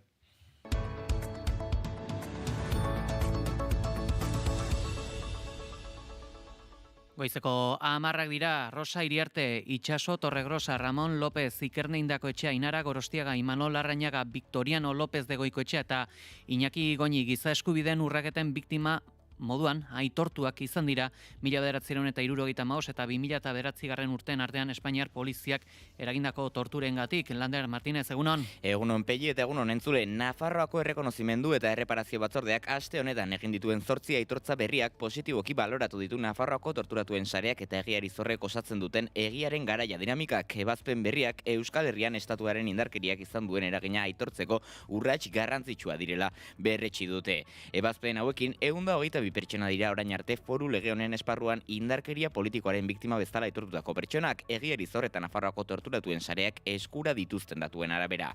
Dena den, ohar baten bidez gogoratu dute Euskal Herri osoan estatuak eragindako giza eskubideen urraketa larriak argitzen jarraitzea ezinbestekoa dela, egia, justizia, erreparazioa, ez errepikatzeko bermeak eta memoria osoa oinarri izango dituen etorkizuna eraiki nahi baditugu. Oharrean azpimarratu dute ere errekonozimendu eta erreparazio batzordeak ofizialki aitorturiko 8 pertsona pertsonak torturak jasateagatik aitortu direla giza eskubideen urraketen biktima gisa. Bestalde, lakuak iragarri duenez, Lemoizetik Azpilurrerako lurrak eskualdatzeari esker zentral nuklear zarra etorkizuneko akuikultura proiektuetarako egokitzen hasiko dira, kanpoko dikea sendotzeko obrek aurrera egiten duten bitartean. Lakuako elikadura, landa garapen, nekazaritza eta arrantza saiak Lemoizeko zentral nuklear zarraren lurrak Azpilurre enpresari ematea onartu du. Helburua lursai horiek akuikultura proiektuetara bideratzea da. Amaia Barredok zuzendutako saiak ohar baten bidez adierazi duenez, Azpilurri kanpoko dikea konpontzeko obrak esaldu zitzaizkion 2025. Urtearen amaieran, 2,5 milioi euro inguruko aurrekontuarekin. Lanak hasita daude eta 10 hilabete irango dutela aurre ikusten da. Kanpoko dikea sendotzeko dentsitate handigo hormigoizko 415 bloke jarriko dira, bakoitza 45 tonakoa. Eta nazioartean Ameriketako Estatu Batuek argi berdea eman diote Errusiar jatorriko petroleoaren erosketari beti ere jada itsasontzietan kargatuta izanez gero. Neurriak erregaien prezioen gorakadari aurre egitea du helburu. Horren harira Moskuk Washingtoni erantzun argia eman dio, haien petroleoa gabe erregai fosilen mundu mailako merkatua ez da egonkor mantentzeko gai. Errusiari Ukrainako gerragatik jarritako zigorrak alde batera utzita, Ameriketako Estatu Batuetako altxorraren departamentuak ostegun honetan Errusiako petrolea erosteko baimena eman du. Helburua dagoen horniduraren irismen globala handitzea da, eta Washingtonek eta Tel Avivek Irani egindako erasoen ondorioz Hormuzeko itsasartean trafikoa eteteak eragindako petroleoaren prezioen igoera arintzea. Bestalde, Moskuk nabarmendu du neurriak Washingtonek merkatuak Errusiako petrolea behar dutela onartzea dakarrela. Ameriketako Estatu Batuek begibistakoa dena onartzen ari dira. Errusiako petroleorik gabe munduko energia merkatua ezin da egonkor mantendu. Horrela adierazi du sare sozialetan Kirill Dmitryevek, Vladimir Putin Errusiako presidentearen inbertsio eta lankidetza ekonomikorako bidali bereziak. Otsailaren 28an Estatu Batuek eta Israelek hasitako erasoaldia hasi zenetik, Hormuzeko pasabidean munduko petroleoaren itsas merkataritzaren laurden baten trafikoa duenak, gas natural likidituaren eta ongarrien volumen handiaz gain, itsas trafikoa nabarmen murriztu duten borrokak izan dira. Eguraldia eta trafikoa naiz irratian. Eta informazio praktikoari begira aipatzeko dugu bidelanak direla eta Nazional 121 errepideko 69 eta 73 kilometroen arteko tartea Irunen itxita dagoela norantza bietan. Desbideratzea Gipuzkoa 34-45 errepidetik egin daiteke. Eguraldiaren xehetasun guztiak Iker Ibarluzeak emango dizkego. Eguraldi ederrarekin emango diogu hasiera ostiralari, baina arratsaldean eguraldiak okerrera egingo du. Goizean behelainoa agertuko da barnealdeko bailaretan, baina nahiko azkar jasoko du. Ondoren, goi-hodei finak ugariak izango dira, zerua kolore zuriskarekin agertuko da, baina eguraldi eguzkitsu eta ederra nagusituko da. Arratsaldeko lehen ordutik aurrera ordea, mendebaldetik barrena hodeiak ugaritzen hasiko dira, lehenbizi erdi mailako hodeiak izango dira, eta ondoren arratsalde erdian mendebaldetik barrena fronte bat iritsiko da, hodei trinkoagoak sartuko dira, zerua estaliko da eta euritera joko du. Zaparradak mendebaldetik ekialdera mugituko dira, lurralde osoan bustiko du, baina zaparradak ugariagoak izango dira ipar itxurian, eta bertan gauean mardul botako du, eta ez da baztertzen ekaitzak jotzea ere.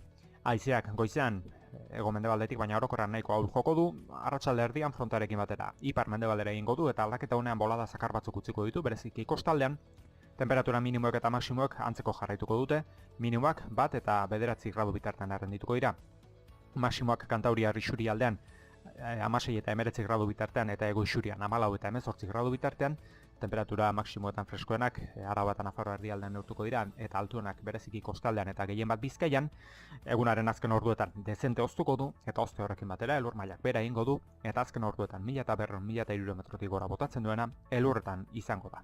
Guzti hauekin geldituko gara, Lander, eskerrik asko eta asteburuan. Gero arte, asteburuan.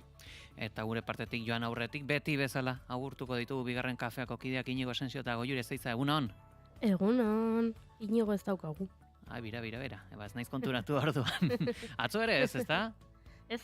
Hori da, asko atzo entzunun, gustatu zitzen asko izan zenuten ipuin kontalari italiarra akordeoia atera zula eta dena hori momentu deigarri izan zen, Bai, momentu ederrak izaten ditugu hemen gure laborategian, eta bereziki martxoan ahozkotasunaren buelta horretan, nazioarteko gonbidatuak izaten ditugu, eta plazerra izaten da, bai. Eta gaur berriz, nortzuk izango dira gonbidatuak? Gaur Josune Belezde Mendizabalekin arituko gara, martxoak 3aren buelta horretatik abiatu, eta Arabako kontutxo batzuk ekarriko dizkigu, Izortze Santin zientzialariakin arituko gara, 3 gai ekarri ditu eta 3garrena puzkerrekin zerikusia duena. Beraz, bitxia izango da eta adi entzuteko modukoa. Jolanda Bustillo aktore eta musikaria ere badator, eta Aiora Mujika ere gure kolaboratzailea gurean izango da. Gaur pixka bat hasiara begira jartzeko. Adi ongo bera, eskerrik asko. Zuri.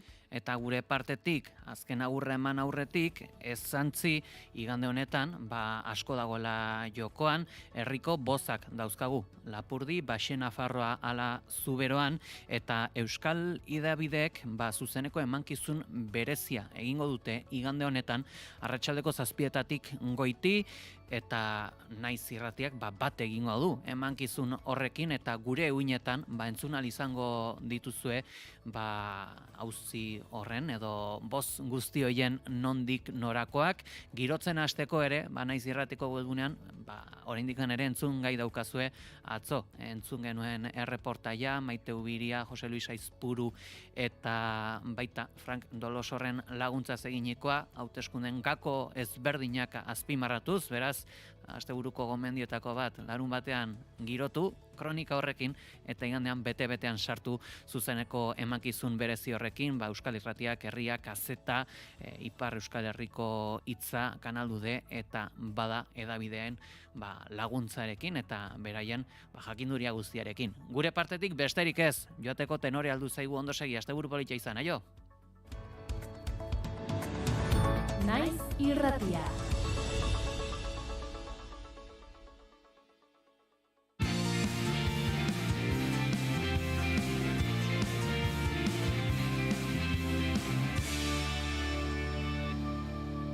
Naiz Irratian, bigarren kafea.